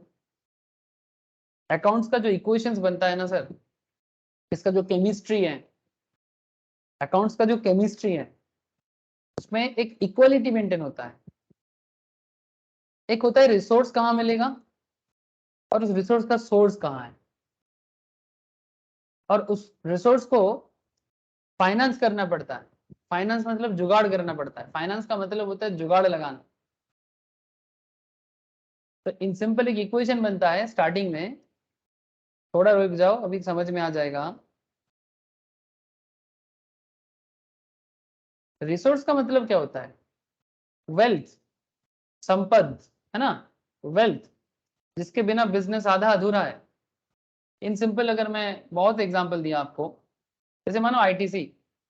सर आईटीसी का एक बिजनेस के बारे में फिर से देखो, मैं खुद को रोकने का कोशिश करता हूँ कि इतना कहानी नहीं सुनाऊंगा, बट क्या करें सर, डेफिनेशंस के अंदर ऐसा ऐसा बात लिख देता है जो बेसिकली प्रैक्टिकल बात है। अब लोगों को लगता है कि इसको मगअप करना पड़ेगा। अरे मगअप करके कितना दिन, कब तक चल पाओगे? जैसे देखो ये आईटीसी का मैंने एनुअल रिपोर्ट में था। अब मुझे एक चीज बताओ कि अगर किसी को आशीर्वाद आटा खाना है, मतलब खाना नहीं है बनाना है, जैसे आईटीसी आशीर्वाद आटा बनाया, तो आईटीसी के लिए रिसोर्स क्या है? ये आटा कैसे बना है सर? ये आशीर्वाद का आटा कैसे बना है बोलो? गॉम पीछे। एग्जैक्टली तो रिसोर्स क्या है उसका? व्हीट या गॉम मतलब गेहूं, है ना? तो जब तक प्रोडक्शन ऑफ एग्रीकल्चर में, जैसे देखो यहाँ पर फार्मर्स ये देखो व्हीट, ठीक है, जिसके बिना, ये व्हीट के बिना आईटीसी आटा कैसे बनाएगा। अब आईटीसी क्या करता है, फार्मर्स के साथ डील कर लेता है कि भाई आप इतना गेहूं बनाओ, मैं बाई करूंगा और मैं आटा बना के मार्केट में सेल करूंगा। तो नाउ क्वेश्चन इज दैट, इस काम को करने के लिए ये आईटीसी का रिसोर्स है जिससे उसका सोर्स बनेगा, ठीक है, रिसोर्स से उसका सोर्स बनेगा।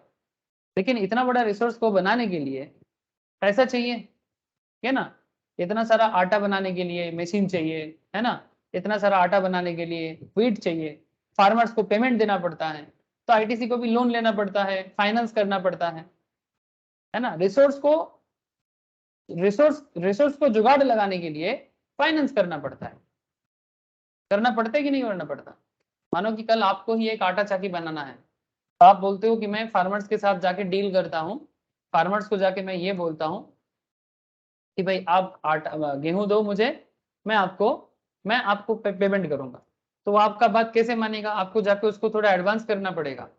फॉर एग्जाम्पल आप मार्केट में चाहते हो कि डेली आपका 1000 पैकेट आटा सेल हो, तो 1000 पैकेट आटा सेल होने के लिए आपको फार्मर्स के साथ कितना बोरा, कितना बस्ता आटा का बस्ता होता है, 50 केजी का नॉर्मल पैकेजिंग होता है, आप उनके लिए उनको पेमेंट करोगे, आपके पास नहीं होगा तो आपको लोन लेना पड़ेगा या किसी से पैसा उधार लेना पड़ेगा, है ना। तो ये जो रिसोर्स जुगाड़ करने के लिए आपको सोर्स ऑफ फाइनेंस में जाना पड़ता है, ठीक है। अब आपके मन में चल रहा है सर रिसोर्स क्या होता है, चलो लिखो।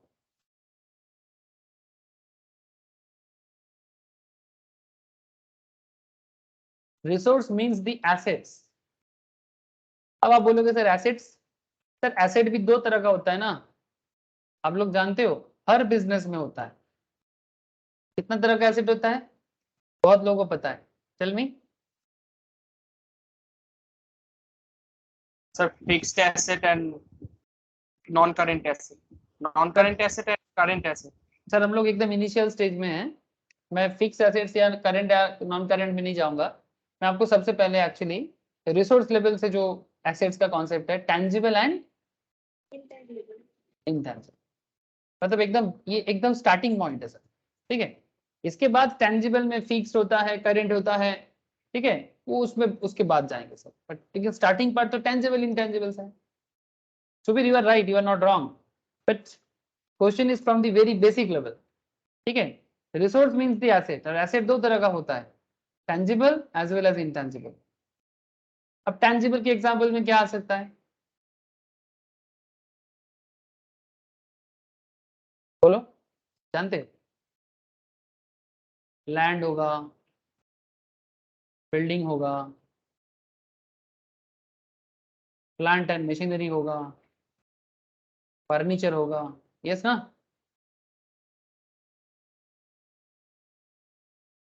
इन्वेस्टमेंट होगा,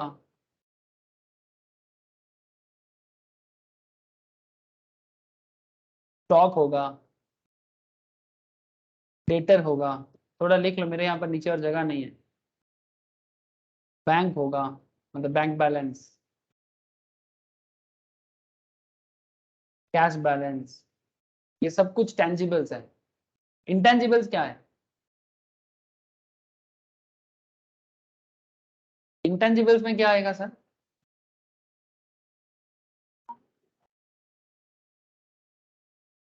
बोलो। गुडविल आएगा, गुडविल भी आपका बहुत बड़ा एसेट है ना।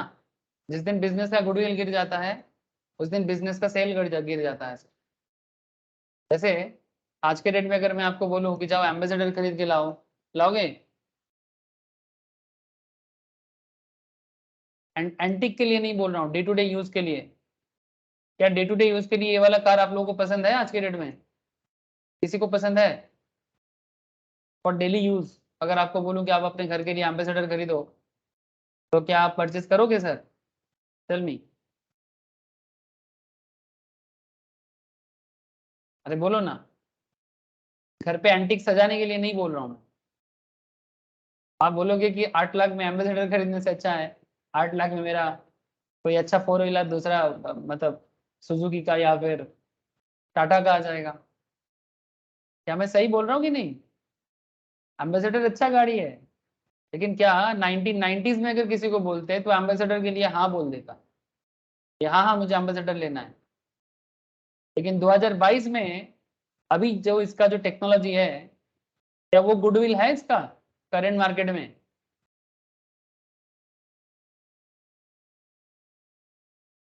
बोलो। No sir.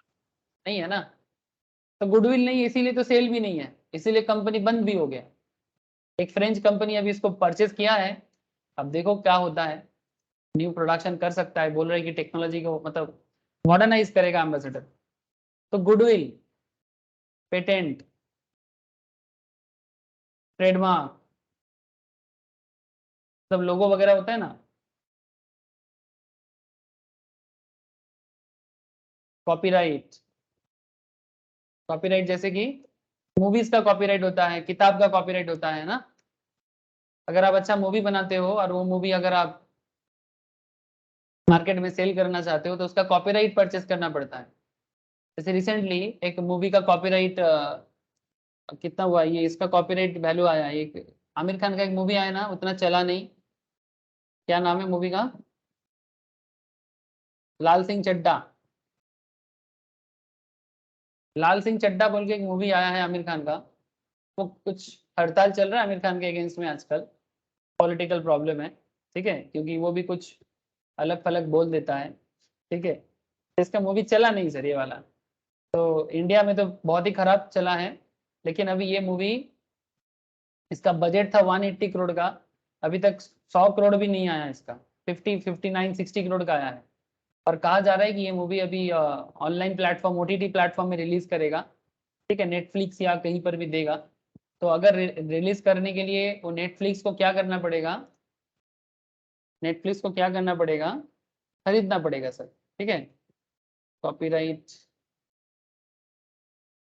मैं खबर देख रहा था कितना कुछ 60 70 करोड़ में या 100 करोड़ के आसपास ऐसा कुछ दाम दिया है किसी ने, ठीक है, अगर बाद में मुझे पता चलता है तो दिखाता हूँ। कुछ दिन पहले मैं इसको रीड कर रहा था, तो बेसिकली मेरा कहने का मतलब यही है, मेरा कहने का मतलब ये देखो यहाँ, ये Netflix had initially offered a figure of around ये द डिजिटल डिस्ट्रीब्यूशन राइट मतलब कॉपीराइट, ठीक है, were acquired initially by Netflix at a cost of 150 crore. However, after catastrophic performance of the film, Netflix cancelled the deal. Netflix had initially figured around 80 to 90 crore. Netflix finally offered a deal of 50 crore, but even that was cancelled after the debacle of the film at the box office. अच्छा, पहले 150 करोड़ बोला था, फिर बाद में नहीं लिया, फिर बोला था 80 90 करोड़, फिर अल्टीमेटली नेटफ्लिक्स ने उसने लास्ट ऑफर दिया 50 करोड़ का, क्योंकि फिल्म उतना चला नहीं, लोगों का इमोशन अभी आमिर खान के साथ नहीं है, ठीक है। 180 करोड़ का बजट है, अभी तक 128 करोड़ का बॉक्स ऑफिस एस्टिमेशन आ रहा है, ठीक है। अब देखना ही है कि क्या वो 180 करोड़ छू पाता है कि नहीं, ठीक है, मतलब एटलीस्ट अपना बजट कवर कर पाए कि नहीं, मतलब उसका अकाउंट्स का कॉन्सेप्ट है। लेकिन ये मूवी वगैरह के केस में क्या सेल होता है, कॉपीराइट सेल होता है। किताब बेच के क्या सेल होता है, कॉपीराइट सेल होता है। क्या कॉपीराइट हाथ में छू सकते हैं सर? अरे नहीं, इंटेंजिबल्स है, ठीक है। तो गुडविल, पेटेंट, ट्रेडमार्क, कॉपीराइट, ठीक है, दीज आर इंटेंजिबल एसेट्स, ठीक है। तो resources means assets, sir asset दो तरह का होता है, एक टेंजिबल हो गया, दूसरा इंटेंजिबल हो गया। तो एक सिंपल फॉर्मूला यहाँ पर बिल्ड हो रहा है, resource equals to source of finance. Next page में लिखे सर,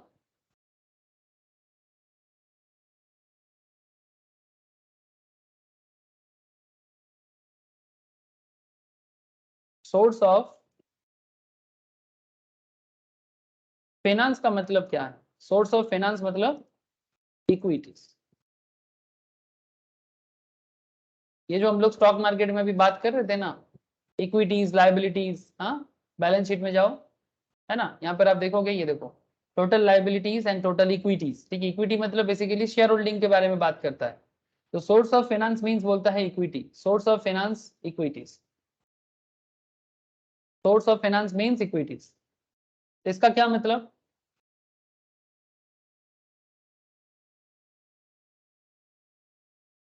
इसके अंदर क्या आता है, लिखो sir, and include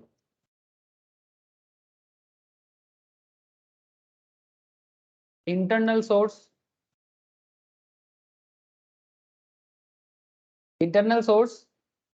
that is internal equity.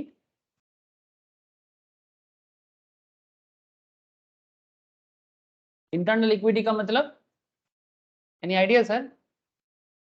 Internal equity मतलब कैपिटल एंड एक्सटर्नल सोर्स।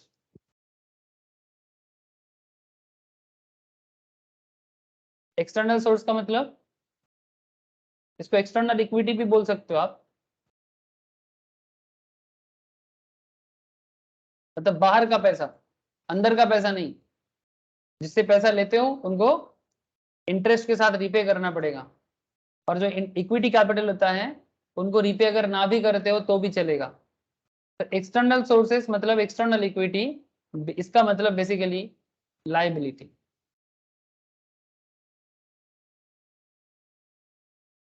ध्यान से समझना सर, एक इंटरनल सोर्स होता है, मतलब अगर आप खुद ही अपने बिजनेस में पैसा लगाते हो दैट इज योर कैपिटल, लेकिन अगर बैंक से लोन लेके लगाते हो तो, बात समझ में आ रहा है कि नहीं? आप अपने बिजनेस में खुद पैसा लगाते हो, इसको इंटरनल इक्विटी या कैपिटल बोलते हैं, लेकिन बैंक से लोन लेके एक्सटर्नल सोर्स से लेके लगा रहे हो तो ये एक्सटर्नल इक्विटी कहता है या लायबिलिटी होता है ये सर नो? बोलो सर, क्लियर हुआ बात? Yes sir. Internal source and external source. अब यहाँ पर आपके मन में चल रहा है सर कैपिटल का मतलब, capital refers to the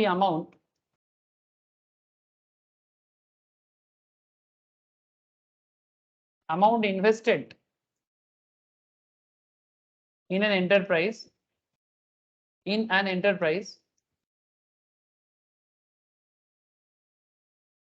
by its owners। ये होता है कैपिटल का मतलब। लायबिलिटी का क्या मतलब है?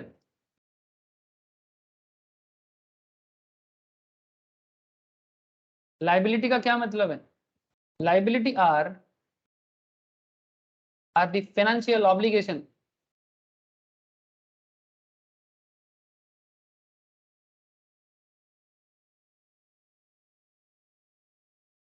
लायबिलिटी का मतलब होता है financial obligations of an enterprise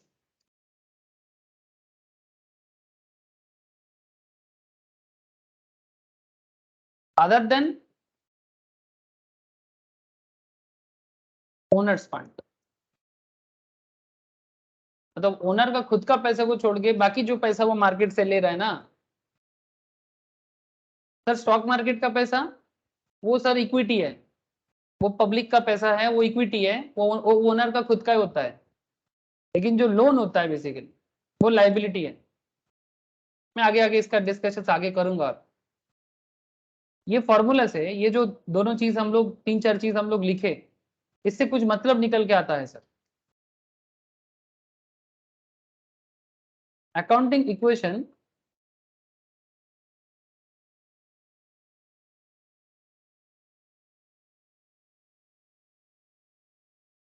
may be expressed as, क्या बोल सकते हैं अकाउंटिंग इक्वेशन को? Total asset equals to total equity. मतलब मेरे बिजनेस में जितना मेरा एसेट होगा वो मैं अपनी कैपिटल से ही बनाऊंगा। ये सर नो? सर हमने जितना पूंजी लगाया बिजनेस में, मैंने जितना बिजनेस में पूंजी लगाया, कैपिटल लगाया, मेरा जो लैंड है, बिल्डिंग है, फर्नीचर्स है, फिटिंग्स है, मैं उसी से खरीदूंगा कि नहीं? Tell me. अरे बोलो ना। मैंने अपने बिजनेस पे जो एसेट्स बताता हूँ, ठीक है, तो मेरा बिजनेस पे एसेट में कहाँ से लिया? कैपिटल से लिया। कैपिटल मीन्स इक्विटी, तो total equity equals to total asset होना है सर। और नेक्स्ट क्लास में आपको इसके डिटेल्स और बताऊंगा कि जितना मेरा एसेट्स दिखता है ना, टोटल एसेट्स, और इधर नीचे आ जाओ total equity, total assets equals to total equity होना ही है, और लायबिलिटी के साथ वो बाद में मैच कर जाता है, इसीलिए बैलेंस शीट मैच करता है। इसका details discussions I will discuss in next class कि अल्टीमेटली बैलेंस शीट मैच क्यों करता है, but before that you must understand कि total assets equals to total equity होता है। और यहाँ पर अगर मैं एसेट को साइड करूं, एसेट का मतलब होता है internal equity plus external equity, मतलब खुद का पैसा, own capital plus lone capital, ऐसा भी बोल सकते हो आप। ओन फंड, ओन कैपिटल, और इसको बोलते हैं लोन कैपिटल। दोनों मिलके एसेट बनता है, लेकिन अल्टीमेटली वो इक्विटी है। हम यहां से और एक बात भी निकल सकते हैं, इंटरनल इक्विटी एक्सटर्नल इक्विटी मिलके मेरा क्या बनता है। इंटरनल इक्विटी का क्या मतलब, इंटरनल का मतलब होता है मेरा ओन कैपिटल, जिसको हम सिर्फ कैपिटल बोल रहे हैं, एसेट इक्वल्स टू कैपिटल। और एक्सटर्नल इक्विटी मतलब मेरा लायबिलिटी है। तो एसेट इक्वल्स टू अल्टीमेटली क्या बनता है, कैपिटल प्लस लायबिलिटी। इसी इक्वेशंस को अगर थोड़ा घुमा के लिखा जाए तो ऐसा मतलब निकल के आता है, capital equals to asset minus liability. बोलो सर, इक्वेशन समझ में आ रहा है। Asset equals to capital plus liability, capital equals to asset minus liability. Clear है ना, ये तो सिंपल मैथमेटिक्स है। एसेट से Yes. लायबिलिटी को माइनस करो, कैपिटल आएगा। एसेट और एसेट का मतलब कैपिटल प्लस लायबिलिटी क्यों हुआ, बिकॉज अल्टीमेटली एसेट का मतलब क्या होता है, internal equity plus external equity, जो मैंने ऑलरेडी आपको लिखाया। नोट्स फॉलो करो, ऑलरेडी आपको लिखाया यहाँ पर। Capital refers to the amount invested in enterprise by its owners, और लायबिलिटी क्या है, the financial obligation of an enterprise other than owners fund. इसमें दो सोर्स आता है, एक इंटरनल सोर्स, एक एक्सटर्नल सोर्स। इंटरनल सोर्स मतलब इंटरनल इक्विटी, जो अंदर का बात है, हम अपने से देते हैं, फैमिली से देते हैं, या फिर कोई मेरे बिजनेस पे एज ए शेयर होल्डर देते हैं, वो कैपिटल है मेरा। और जो एक्सटर्नल सोर्सेस है, जो मेरा लोन है, लायबिलिटी हो जाता है। दोनों मिलकर ही मेरा कैपिटल बनता है। But capital basically own fund को कहा जाता है, और जो दूसरे का है उसको लायबिलिटी कहा जाता है। दोनों मिलकर ही मेरा पूंजी है, दोनों मिलकर ही मेरा कैपिटल है, बट फिर भी थोड़ा फर्क है। तो total asset equals to total equity, asset equals to internal plus external equity, asset equals to capital plus liability, and capital equals to asset minus liability. Balance sheet जो मैच करता है उसके पीछे यही रीजन काम करता है, ये इक्वेशन का ही रीजन काम करता है। अब नेक्स्ट क्लास मैं आपको ये पूरा कॉन्सेप्ट को बताऊंगा और बैलेंस शीट ड्रॉ करना सिखाऊंगा। सर पहले जर्नल लेजर नहीं कराएंगे, पहले ही बैलेंस शीट करा देंगे। हाँ सर, पहले ही बैलेंस शीट करा देंगे, लेकिन उससे पहले अकाउंटिंग इक्वेशंस को डिटेल्स में समझना है।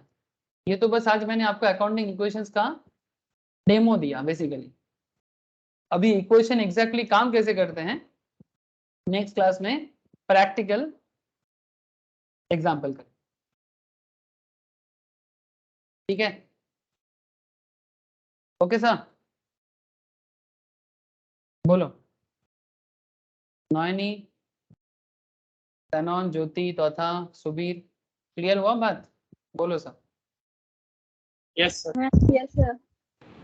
ऐसे ठीक है, तो next class onwards practical questions और डायरेक्टली बैलेंस शीट ड्रॉ करना। सर डोंट वरी, वो बैलेंस शीट फाइनल अकाउंट्स वाला बैलेंस शीट जैसा नहीं है, ठीक है। कॉन्सेप्ट क्लियरिंग बैलेंस शीट है, ठीक है।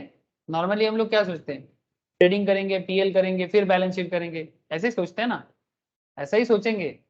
बट ये कॉन्सेप्ट क्लियरिंग चलेगा, स्टार्टिंग से ही बिजनेस को अंडरस्टैंडिंग के साथ बिल्ड करेंगे, ठीक है। चलो कोई बात नहीं, नेक्स्ट क्लास में मिलते हैं। नेक्स्ट वीक सैटरडे को फिर से ये बेसिक्स ऑफ क्लास होगा। तब तक घर पे जो मैंने पढ़ाया उसको पढ़ो, और बेसिक्स मीनिंग एंड स्कोप का नोट्स जिनके पास नहीं है मैं शेयर करता हूँ, अब वहां से गो थ्रू करो, ठीक है। बेसिक्स गो थ्रू करते रहो।